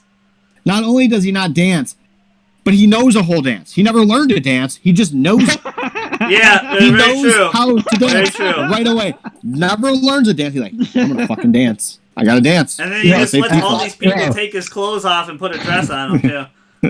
No, but see, that was the best part about it. Is when you do the practice, he's just like swinging his sword. Yeah. And then you're like, as soon as it happens, he's just going to swing his sword around. And then, nope, he actually breaks out in a full choreographed dance that he never practiced for. Never dance, never practice. And also, Cloud doesn't come off as a guy who would cross-dress either. Yeah. And he does this, all to save Tifa. He must really like that girl. Yeah.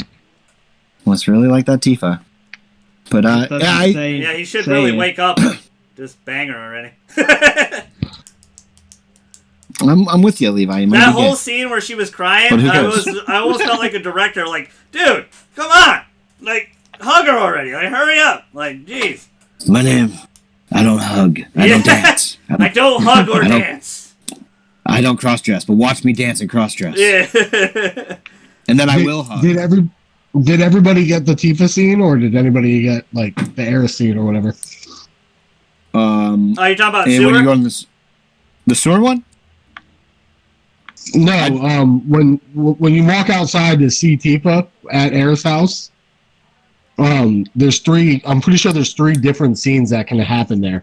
You can either see Tifa outside, or Aerith comes to you in a dream, and then there's one with Barrett. Really interesting, because I only saw the Tifa one. I don't think I did the dream one. I don't think I did the bear one either. I think I did Tifa. Every time I gave Tifa a big old hug. Never let her go in my heart. Never gonna give you up. All right, Elo, what about you? What were some of the high moments for you? What'd you love? The entire game. No. Yeah, from beginning to end. For me, I'll start off with the biggest one. I always talk about Chapter 9. Yeah. It starts off probably the slowest out of any chapter. I hate the highway, the abandoned highway section. But once you get past that, my favorite chapter, all the way through from the Colosseum, which was badass. It felt like watching a movie at times. Yeah. Like the Gladiator or Thor Ragnarok, a scene like that. Yeah. I loved anything Don Corneo related was awesome. I loved the dance scene is my favorite part of the entire game. I don't care what anyone says. That is the best part. I love that so much. It was so much fun. But I agree with JJ that especially the very beginning of Chapter 8, Reno's boss fight. I know you guys said Rufus was your favorite. Reno's boss fight is actually my favorite. I liked Reno first time and in Chapter 12. Yeah. And in Chapter 12 as well. I don't want to cut you off, but if I were ever to show anyone like what a JRPG is, what the essence of a JRPG is, you show them Chapter 9.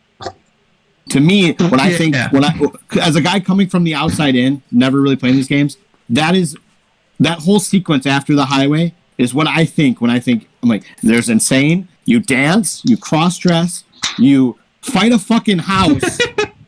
Expect the unexpected. It's just it's very insane. All right, I'm sorry. You do squats. You squats and pull-ups, and it's just Walmart is just it's JRPG to a T, man. That just Walmart is it was Chapter 9 was my favorite too.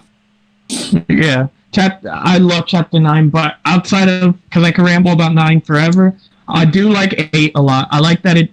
Normally I just complained ironically about how I don't like slowed down, like how it slows down and stuff. And 8 tends to be almost exclusively just slow down and talk. Yeah. But it's just the stuff that they're talking about is so interesting, so well done.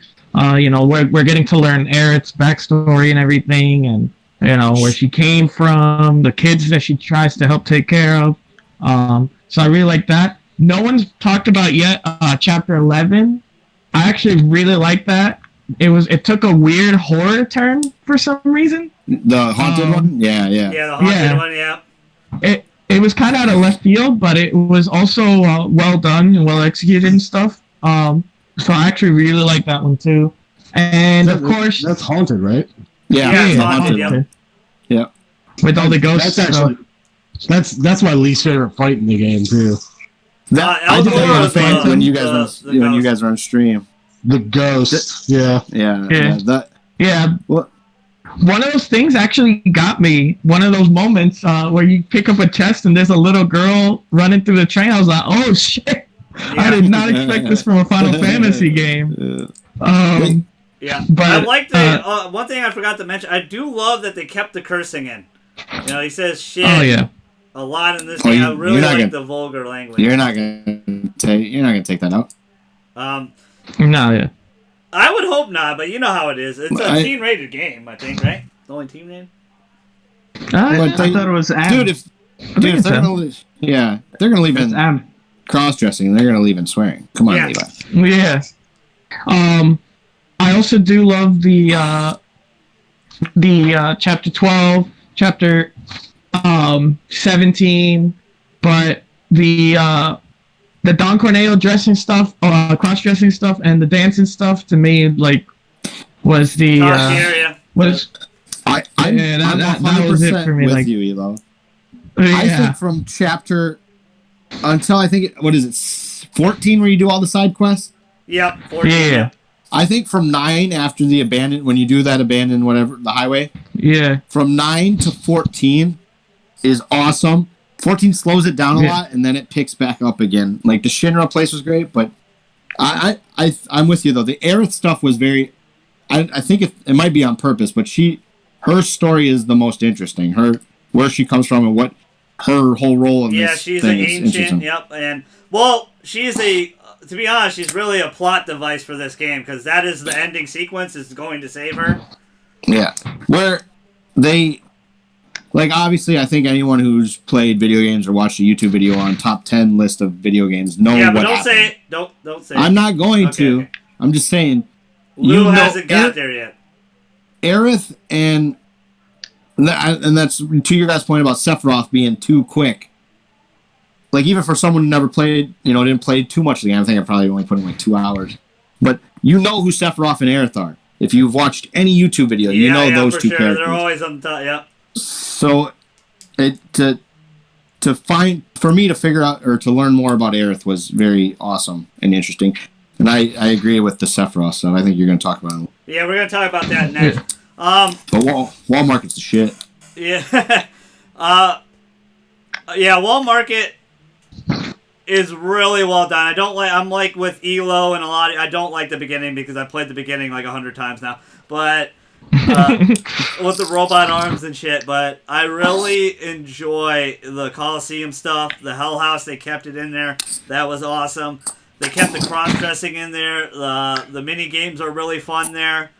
A fun challenge. The toughest trophy in the game is pull-ups. I'm going to say it again. I'll say this. 43 and I lost, guys. Levi struggles with any kind of like pull-up minigame. Yeah. We played a way out, and we had the pull-up to get the trophy. Levi couldn't do it. I had to fucking switch with him. I burned my arms out for sure, too. I almost damn near broke my X. Because I was like, no. And my arms were burning. I'm like, JJ, I gotta tag out. You gotta do it, Doc. He struggles with but No, I had a perfect run. 43 should have did. I've seen people beat it with 36, and I had 43 and lost. Damn you to hell. I had to get 50 something to win that. Did you? I've seen so many people win with 36, 38, 35. I think if you stumble right away, you'll be fine because they kind of follow your lead. No, there's 2 moments with Jules. He will fall twice, right in the beginning, like right around the beginning or mid of round 1. So that's your big chance to get away. Not if he falls at the beginning. He'll stumble a little bit in round 2 because I played it like 100 fucking times today. And at the end of round 2 with 5 seconds left, he will fall. And that will be your chance to win. And I had a perfect run, and I still lost. So look at that, 43. I'm with you guys. Wall Market's really well done. I think 16 and 17 are probably some of my favorite stuff. The stupid stair scene and going up like you guys 59 floors of stairs. I really loved Hojo's lab, even though it was pretty long, but it was really fun. It's kind of like Chad and I were talking off stream. It's kind of a boss rush. There's like 4 or 5 bosses you fight. And I wasn't really looking forward to that at hard, but it's very manageable. Hard is really not that bad at all, really.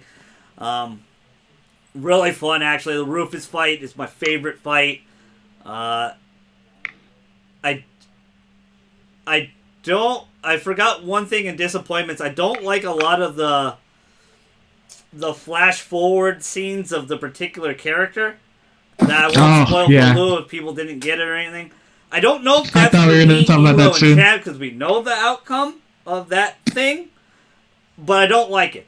It's not a big fan of it, but we'll get to there at the end because we're about to wind down here. We're about to get the ending of Sephiroth, the whole ending, the whole shebang. The 16 and 17 I think are excellent. They're very long, I think, or maybe a little too long, but very fun chapters. The ending of 16 with the Hojo experiment monster.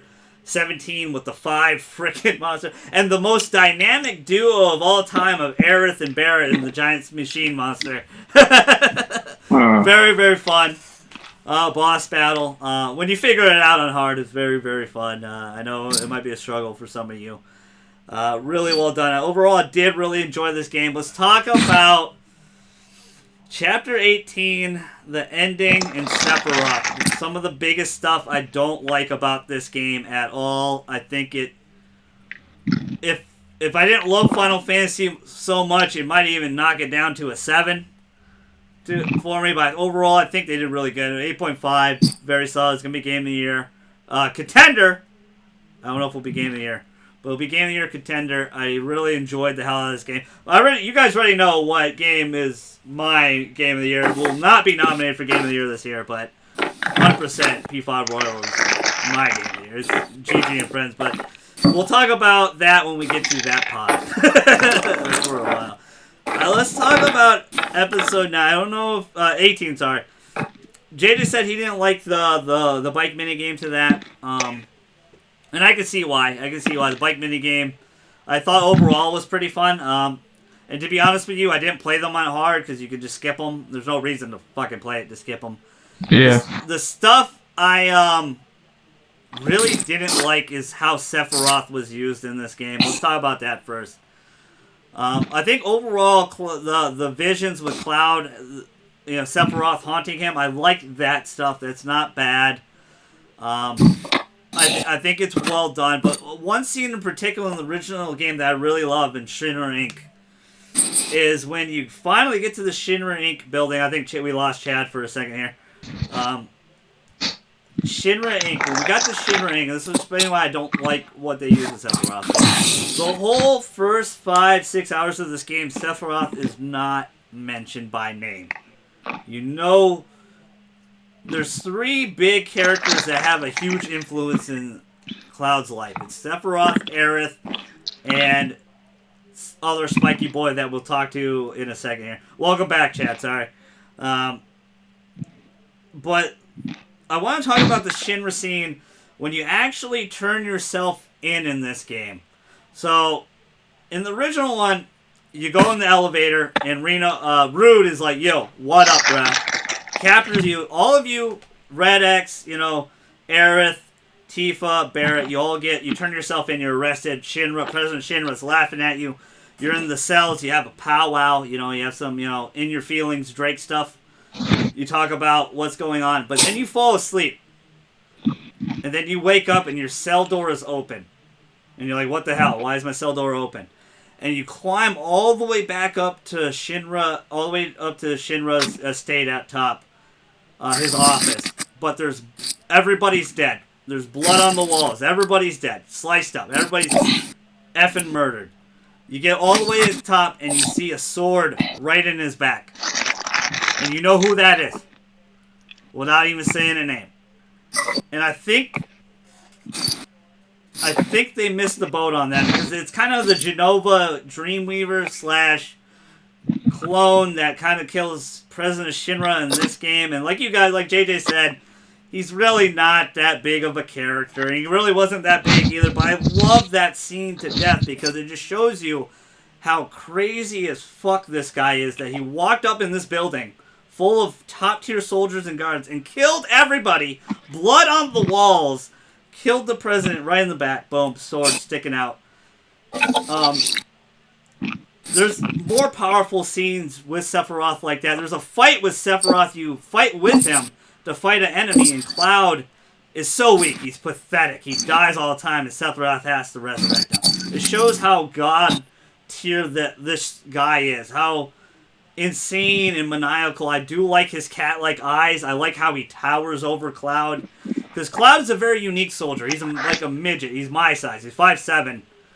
All the other soldiers are like 6'3". They're big guys, big dudes, and Cloud's this little spiky boy with giant sword. That weighs nothing, apparently, and then you can swing around. The sword is ounces. And he does a lot of superhero flips and shit. And I wish they would made out have of showed that vibranium. a little bit more of Cloud being a little bit more. I know he's a top tier soldier and he left, but I wish maybe they do in the second game because they did a really poor job, in my opinion. I'm sorry, I'm going a little long. But that scene meant a lot to me as a kid, and it was powerful how they handled Sephiroth. Not even mentioning his effing name, but you knew that this guy was twisted, that this guy was crazy. Loco in the cabeza, you would say. Very crazy and maniacal this guy was, and it's like, why did this great war hero fall from grace? Why is he so crazy? And this game does a poor job explaining a lot of the character's backstory. There's a reason why Tifa's badass. She had a trainer. They didn't go into that. Barrett's whole story is not, said at all in this game, Why does he have a gun for an arm? I never knew. Yeah, obviously they're going to probably tell about it in the next game. We know more is coming.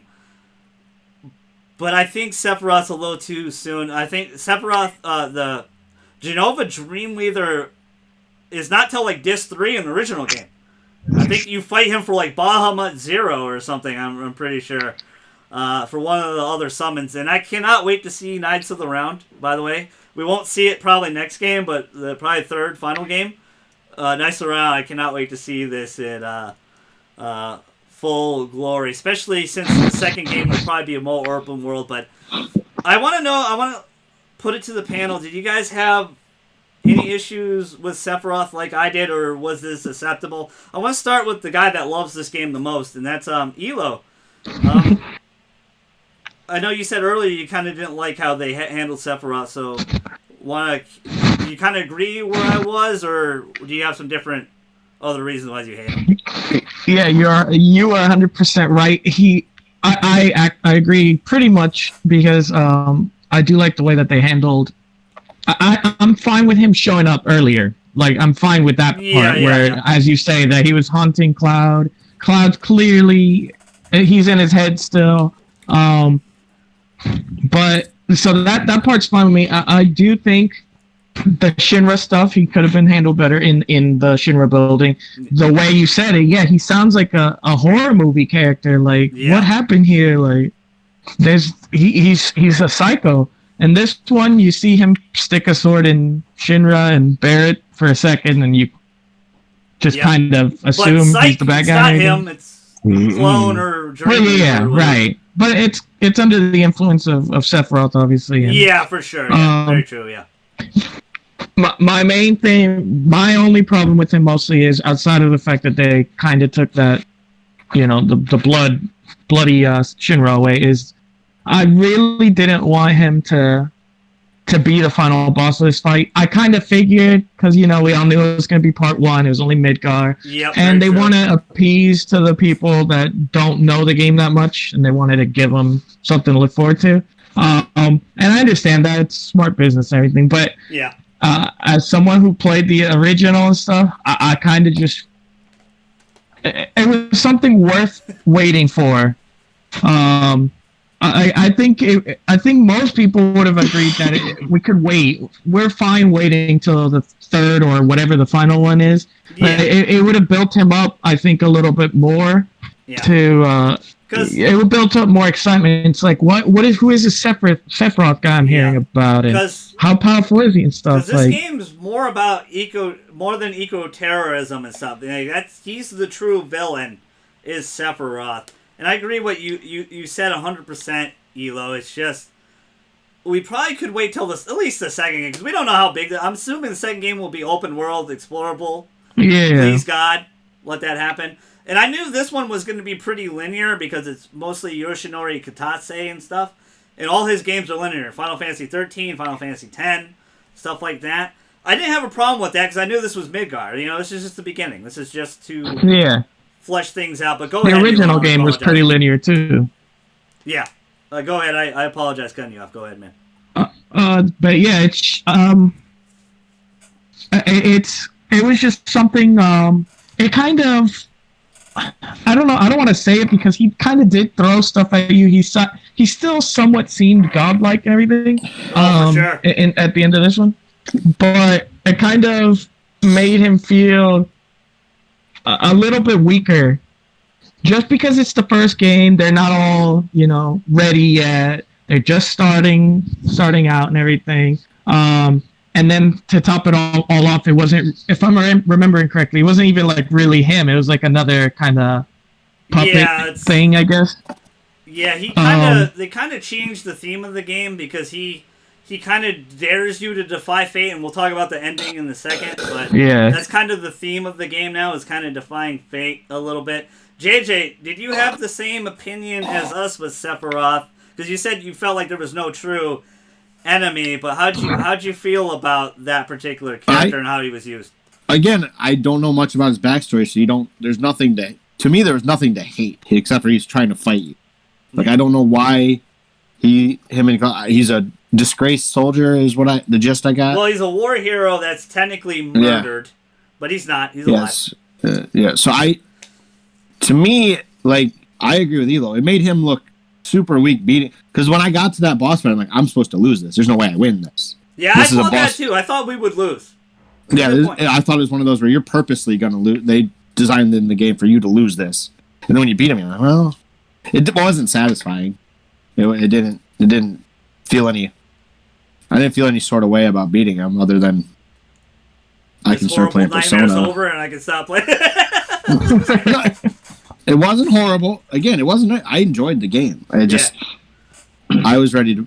Like I told you before, I was more interested in Persona than this game. So yeah.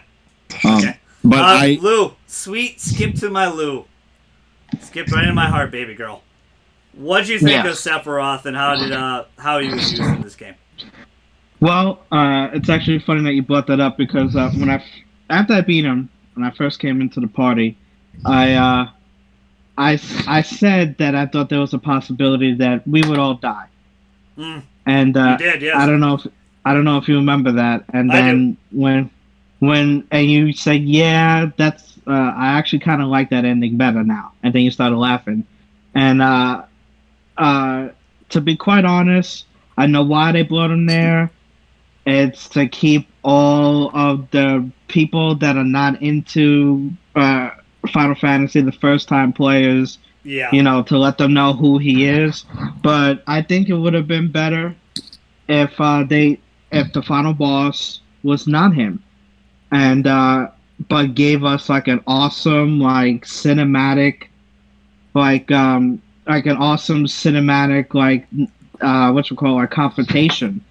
I think that's what they should have did if they really wanted to put him in the first game and let everybody know who he is. I would have been fine with maybe introducing him at the very end.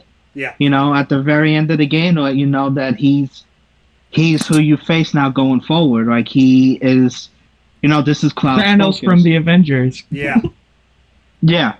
That's how he's supposed to feel. He's supposed to. You should feel like you should die at any moment around this guy because he's that dangerous and that crazy. But I agree with you guys. Do you have any more, Lou? I'm sorry. I thought the boss fight, I think they should have just cut that out. Okay. I personally do believe that they should have just cut that out. I really don't think that they gained much from it, but I guess we'll see in the following games what. Yep. Because that's a big ending to a game, and we're about to wrap up pretty soon, guys. I don't want to take too much more of your time, but Chad, what'd you think of Sephiroth, man? The big baddie of Final Fantasy VII OG. How was he? Did you like how he was used here? Apparently, I'm going to go against everyone else's opinions. I love Sephiroth. That's fine. I love Sephiroth being in every part of this game, and okay. Mostly the reason why is because I like how he's being used instead of being the secondary villain at first. Yeah. He's up front in your face right at the beginning of the game, already messing with you, already in your head. Because, like you said, even though people, even newcomers to this game, you'll probably know who Sephiroth is. Whether it's because you saw him in Kingdom Hearts, seen him in Advent Children, or any other kind of Final Fantasy lore, or just seeing a picture of Sephiroth at some point in time. Or heard his theme, too. Yeah, or listen to One Wing Angel. That music track alone is iconic. I think most people... like I said, anytime you watch a YouTube video, a top 10 video game YouTube video, he's in there. Yeah. That's how I knew. I didn't know him from anything you just said. I don't know anything you just said. I knew him because of Kenny Omega. Shout out to Kenny. That's fair. Fan of the show. He'll be on here next week on the pod. Yeah. I get what you're saying, Chad. I just don't I don't understand why he's there. I don't know anything about him, and that's what bummed me out. See, I don't know. And that's kind of, and I kind of wish the story would have done more to explain. Yeah.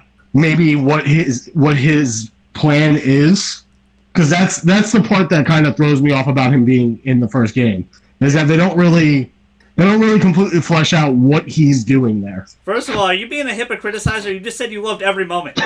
No. But I get where I'm just messing with you. Go ahead, Chad. You're fine. Just so I can explain it in that form, because I do kind of agree. It's hard for a newcomer to see why Sephiroth is there. Yeah, why he's important. I exactly don't know why. Yeah, I don't get why he's the big bad guy.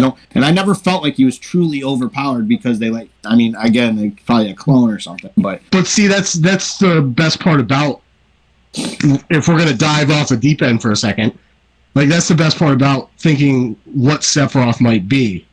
Yeah. And obviously, knowing, like, this is a little nod to the fans and people who have played the game, and that's why, I think Nomura probably did this himself, or at least talked to them about doing it. 100% Chapter 18 was Nomura.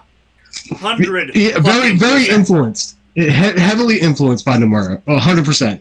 Like actually, the whispers in general as an idea is very Nomura. Yes. So it's his way of twisting up the game to make it more interesting for people who've played it, instead of it just being a shot for shot remake of a game that we've played 100 times. Yeah, you know? you told me that before. This is a reimagining. It does not have to be the same, but I don't have to love the ending. And we'll get there in a second. Go ahead. But besides the story aspect of it, what was wrong with any of the ending? Like, both of the fights are amazing. They're very well done. To be honest with you, yes, I did like the fights. The boss battles are fun. You didn't need to fight him to put him over. Yeah. That's the thing. You didn't need to fight him to put him over. No, but like him, you defying fate is technically what brings him into existence. Technically, yeah, because he challenges you. He's like, defy fate. Because he's definitely, you said, he's definitely messing with Cloud. He's showing Cloud well, think what happens those exactly images right when of you that beat particular Harbinger. character. He cries, remember? He's like, oh shit. Yeah, and you kill Harbinger, and then Sephiroth literally appears out of all the dark energy and the supernova. He does, yep. That shows up in the technically what's a flashback scene, or flash forward. Who knows at this point? All right, let's get into it, because I don't love this Avenger-style ending Kingdom Hearts nonsense. No offense again. Love Kingdom Hearts myself. Are you being a hit picker as a Sizer? Yeah, maybe I'm just in the closet too much. Levi, I'm gonna argue this right off the bat, just to kind of get it out there. Yeah. This game already had its own Marvel, not really a time loop thing, but the Gaia itself almost repeats its cycle. A little bit. I mean, they're kind of introducing alternate universe time travel nonsense a little bit. I really don't think so. I just think you're seeing... it works with Final Fantasy 13-2? Not 1, 13-2. Well, I feel time travel can be a little messy, because I think that's what made Kingdom Hearts kind of messy too, because with the spoilers, the 13 Xehanorts and all the time travel nonsense he does into each people's bodies. It's very Nomura. I know you guys love the guy, but if I had an interview and he magically speak English, I'm not sending you and Elo to go talk to Nomura. I'm going, and JJ and I are going, and we're gonna make Kingdom Hearts and Final Fantasy VII Remake 2 better. Definitely not. I don't want no God of War. No, we ain't gonna do that shit. Game. That won't happen.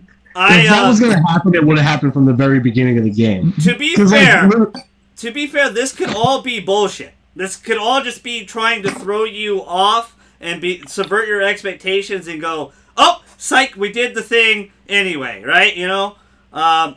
Yeah. It can all be like that. I just don't love it. It's just how it ends. The unknown journey. And then, I'm going to bring his name up. Zack, being alive, walking with Cloud, passes by Aerith. I don't know how you can't take that as another alternate reality, maybe a vision. I don't know. It's mad fucking confused. It's very Kingdom Hearts, and I don't like it. Like, you gotta keep it out of my Final Fantasy. To be honest, if they go complete time travel Kingdom Hearts nonsense, I might be out. I might not. This might be one of the worst remakes of all time, but I don't think they're going to. I think a lot of this is to subvert expectations and just be like, hey, like Chad said, to give you something new give you something to think about and keep talking about the next game, because I think they're still going to do those things. Those important characters to Cloud, Zack, Aerith, and Sephiroth, will still be really important for his... Zack... I think Zack was shown way too early in this, too. That's much later in the game, if I remember correctly in the original. That's a bigger part... Way later. Go ahead. No, I was just saying you're right. It's way later. It's way later. A lot of the stuff they put forward, Genova Dreamweaver, the flashback scene with Tifa and Cloud on the water tower. I don't know what it's called, the water tower or something. Windmill. I don't know. Whatever it was. That was, I thought, much later in the original game too. Again, I was very young. Overall, I think they handled this well. I just don't like the whole multiple timeline nonsense. Everybody walking past you. Biggs is alive now, I guess. I guess he survived the plate collapsing 100% on him. I guess he's just Superman. It's very odd to me, and I think he did it on purpose. I think he wanted to fuck with us a little bit and be like, gotcha. You're gonna play part 2, and and of course I'm gonna be there. The ending to me, like Lou said, Sephiroth could have been not involved. They could have did some... This is what I would like to do, but it probably would have been hard as hell to do because there's so many characters on screen. But what about a 5 versus 5 battle with the Turks? Just all the Turks there trying to stop you leaving Midgar, because there's plenty of Turks. We only met 3. Sang. And Sang didn't even do much in this game. He was just kind of there. And Aerith was pretty much a boss for giving herself up. I like that a lot, saving Marlene. I did really love Marlene. I forgot to mention, I did really love Marlene in this game. I thought she was adorable. I don't like Betty and her cats. You can fuck off, Betty, with your cats. That's nonsense. I agree with Blue with the side quest part. But I would have been cool if you could choose your 3. You choose, Aerith, Tifa, and Cloud, and you fight 5-on-5 battle Turks. Well, Red X and Aerith, or whoever you leave out, fights with you, too. And it's just a 5-on-5 battle to end it. I think that would have been a lot funner. Or, you could have, if you did introduce Sephiroth, he just insta-kills you, and the game ends that way. That would have been really cool. No, see, Sephiroth wants to give you hope, bro. Yeah, that's and why I think Sephiroth right. lets you win. I think you're right. I'm gonna put it to JJ right now. How did you feel about the ending of this game? Because I know I'm ranting a little bit. I apologize. No fucking clue. I don't even know what to say. I didn't know who the guy was that walked by. I didn't get time travel though. Okay, they've been. That was Zack. Zack's supposed to be dead. Well, I didn't know that. Yeah, the spiky boy. You remember the scene where Aerith tells you about the first man she loved? Yeah, that's Spiky Boy right there. That's it. I assumed he was dead but I just took it as another vision. He's been having visions the whole game. Yeah. Well, so I like they kept that scene because it was in the original. I didn't take it as time travel. Yeah. I just thought he was having another vision. It could be that. That's why it's so odd. How do you explain Biggs being alive at the end? I don't. He survived, man. Some people survive shit, man. I saw some. He just died in my arms tonight, but he's alive. A plate collapsed on his head. Well, cool.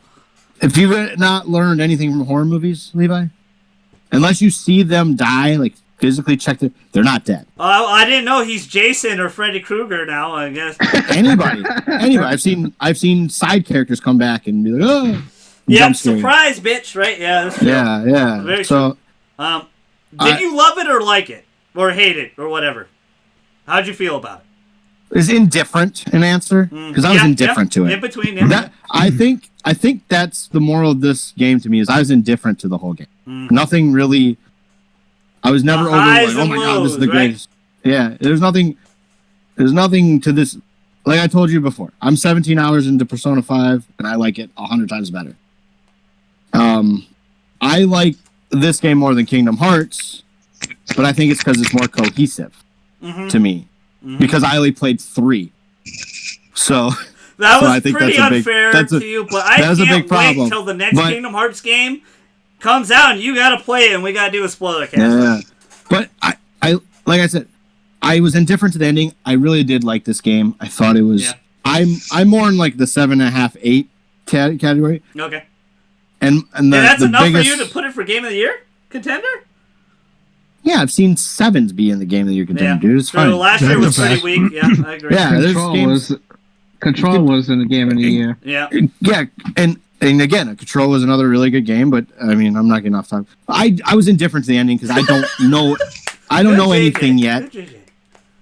I don't know anything. I don't know who Zach is yet. Like, you want to take this game as just a game. I can't because there's more to it. Yeah, there's more. For Neither sure. can I. There isn't a. I don't know anything about Sephiroth. I don't know anything about Zach. I don't know much. I learned a little more about Aerith and Tifa, but I don't know all these things. I don't even know why Barrett has a gun as an arm yet. So I can't take this game as a singular game. Yeah. JJ, would you be interested in actually playing the original game? 32-year-old me might be. 10-year-old me did not want anything to do with it. I had it. I had the physical copy of this game, and I would highly suggest playing the original. But Chad, I have so much to do, Chad. Finish Persona first, and then I got Tomb Raider, and then I got kids, and I got all kinds of stuff. The beautiful thing is that you technically have 4 years to finish it, bro. You got plenty of time. You say that now, but then 4 years come by, and my son's playing football and baseball. You know how much coaching I do during the summer? It's fucking ridiculous. I'm just saying, one day a year, bro. You'll be fine. What'd you say? 1 day a year?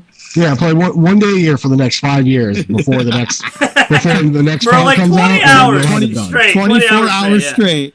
All right, I got you. Yeah, that game, I think I could do that, or I could wait. For the next game. You could just wait. Honestly, I kind of wish I was in your position because knowing what I know about Final Fantasy makes me wish I'd never played it and would be experiencing it for the first time. Like I said, the only thing I truly know about Final Fantasy VII is the one big thing. Yeah. It's on every top 10 list of video games you watch. The biggest moment in video games, the best moment in video games. They show it a couple times. Again, it's one of the things I didn't like. They showed it a lot in this, I think. So that's all I really know. Like, I know who Aerith was. But to me, this game is... I'm indifferent to part 1 because I think part 2 and part 3 will make me love part 1, is what I'm thinking. What I'm thinking. That's fair. The totality of this game... Yeah. And I think that's a lot of people's complaints when this came out was because it was an episode, it was going to ruin. I don't think that. No, I think they did the best they could for the most part. Yeah. Like I said, I still believe, though, I'm going to go Mass Effect logic for whatever reason. I think part 2 is going to be the best. And then part 3 will be really good, but not as good. That's just how I feel. I don't know what you and Elo and Levi know. So I am excited about the future of Final Fantasy VII because I don't know anything, and it's kind of cool to be. That's really cool. to put this game, which looks great. I love the combat. I liked most of the characters. At a 7, by the time 3 comes out, this game might be a 9. All right, I'm gonna spoil the next game a little bit. King Mickey comes through, Sora, Donald, they all time travel in, and they're gonna help you fight Sephiroth in the beginning of the game. I wouldn't be opposed to it, but I would be. I will say, Mickey Mouse is, to me, he's the most jarring. He's the most jarring character. Like Goofy and Donald didn't bother me being in that game. Nothing else, but for Mickey Mouse to be in that game, it threw it for me and ruined the whole game for me. So you think this is going to be a Nomura payback kind of game where you didn't give me Cloud and Sephiroth for Kingdom Hearts 3? I'm bringing in Mickey, Donald, and Goofy, motherfuckers. No, he's just talking about 3. What if it's Xehanort? This is a Xehanort origin story. What if Sephiroth? Sephiroth now, yeah. No, what if Sephiroth is Xehanort? Yeah, exactly. They're gonna retcon all Kingdom Hearts and then redo it. Yeah. Remake it. Remake it. All right, Chad. Everything we just it seems said like is you We like gotta the, get. It is. you seem but like I don't you have like the any. ending a We lot, should be Chad. lynched for I don't what have we any just time. spoken. Hey, you can't say that anymore. You gotta say shot in the back of the head. You can't say lynch anymore. That's My touchy, bad, buddy. bro. That's Yeah. touchy. I'll be honest though, like for what we just joked about how Kingdom Hearts could be like absorbed into Final Fantasy, like I guarantee you people would kill people if that happened. Yeah, I You think don't- so too. No, I agree. You don't want that for you, especially for you guys. There's so much. I don't know. There's so much lore, and Final Fantasy should be secondary to Kingdom Hearts in the Kingdom Hearts world, not in general, but Yeah. Kingdom Hearts should be Kingdom Hearts with. You do have your Final Fantasy set or Final Fantasy characters in it, Yeah. but to me, it's a different entity. It's All Disney, right, bro. Chad. Go ahead. What did you think? It seems Fuck like you Disney. liked the ending. I love the ending. I love all the possible little twists and twirls and letting them want to take us on another fabulous ride, bro. I'm down for it. What a strange man he is. All right, go ahead, Elo. What did you think of the ending? I love the ending also, which is funny because I just said I didn't like the Sephiroth part, but it was literally just outside of the Sephiroth and part in it.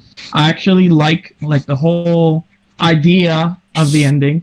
I like the fact that if he does go the route that you say, where he changes some stuff, I like that. I wouldn't mind it because it means that we get two games to enjoy that are similar but very, very different in that we can go back to the OG and still get those iconic moments, you know, all the stuff that happens throughout. Yeah, all the stuff that you want through that game, you could go ahead and play the original if he decides to change it, because we still don't know. He's teasing at the fact that maybe they change, you know, a couple things here and there. Maybe a major event gets, you know, retconned here, and you know it's a different version. But I think that's okay. That it kind of reminds me of the Star Trek movie. I don't know if you guys have seen the J.J. Abrams Star Trek one, but they kind of touch on that too. It's an alternate timeline. Yeah, and it's still, you still have the original Star Trek stuff and the new Star Trek. It's kind of the same thing. You can enjoy both, and you can enjoy them differently. With the same characters. I think it's one of the only ways to go, though. If you're reimagining a game, it keeps it fresh for you guys too. You know, where it doesn't exactly. It doesn't like, oh man, I know what's gonna. No, you might not know what happens. You know, there might be a little different. Yeah, that's why I actually like that ending, because Nomura is kind of doing what Chad said, which is he's kind of like poking fun at us, those of us that have played it a little bit. He's kind of, I think he's trying to have fun with us a little bit, but also trying to keep us interested, because the fact of the matter is we actually now get to talk about it as if we don't know what's going to happen. Like, it is speculation from us right now. There's a new level of hype for players who have played the original game, and what you were saying earlier, like how well this game is made and how little differences here make was, you know, exactly the same, and it wasn't good. Like, that would kind of spit in the eye of Final Fantasy VII. Like, you don't want to be playing a game that isn't enjoyable, or like even like following a game and then the story completely goes to trash. Like, that's not what just happened. Like, it's still very interesting and it is very faithful to the original game, but it doesn't like step over it. Like, Final Fantasy VII is still there. It's still an amazing game. It's still, I mean, shit. If we didn't have Final Fantasy VII, this wouldn't even be a thing, you know? I hope they remake 8 and they just kill all your favorite characters right from the game. Since that's your favorite game. Fuck yeah, if they just remade 8, I wouldn't even care what they did to the story. I would just love playing it. You say that until it happens. But go ahead. Lou gets the last word because he's the best. What did you think of the ending? We're going to end it here. I really liked the ending. I thought the Sephiroth fight was unnecessary. My biggest problem is when you overexpose an enemy or a character, like we learned in those that watch pro wrestling, when you overexpose a character, they become boring. They become they looked at stale. Like there's got to be a special. They got to be special. And again, I brought this up, but Brock is special. He comes around once a month, beats the shit out of people, and goes home. So that's special. Like I just hope for future games they don't make Sephiroth like they just shove him down your throat. I really hope they don't do that, because that's just my thing right there. Is that like we can have him, but don't shove him down my throat. Like make him special, because he sounds special for those that played the '97 version. Well, what's cool, though, is we don't know a lot about him either, though. So they didn't. I don't feel like they shoved him down my throat. Like I just know that he's there right now. Yeah. No, yes, you're right. But I'm saying though is that's kind of what's tough about this is that there's another version of the game out there right now. Yep. So like when you have that other version out there, and then you have what's coming out here, like they talked about the OG people that he wasn't even introduced until a little while into the game, and he's already in the game already. So now that you have that, it seems like they're gonna like use him and his fame throughout '97 through now to like really like shove him down your throat, and that's the thing that I'm afraid of. Because like, go ahead. No, well, I want to know if you feel like I feel. I want to know why he's there. I want to know what happened to him. I don't necessarily. I don't want him shoved. I don't want anybody shoved down my throat. I want. And that's the other thing too. You just brought up a good point. Is that we don't know like what. Yeah. Why does he have this rivalry with Cloud? Why is for me that's exciting, because right now I'm indifferent to Sephiroth. He doesn't seem. I just want to, I want to know what's this rivalry. Who's Zack? What is, all this stuff is exciting to me. I get to enjoy. I have to wait fucking like 3 or 4 years to find out. Well, I mean, I can Google it, but I'm not going to. I hate spoilers. I won't watch any gameplay trailer. We'll get a cinematic trailer soon. Like we'll get a cinematic trailer. Yeah. Square Enix is famous for cinematic trailers. Yeah, and for games not coming out for 2 to 3 years after the cinematic trailer. And I won't watch it. I've always been the type, I won't watch movie trailers. I want to enjoy things myself. I want to figure it out myself. I know I'm going to play the second one. I don't need to see anything. So let me just bring something up, talking about how Sephiroth like operates in this game.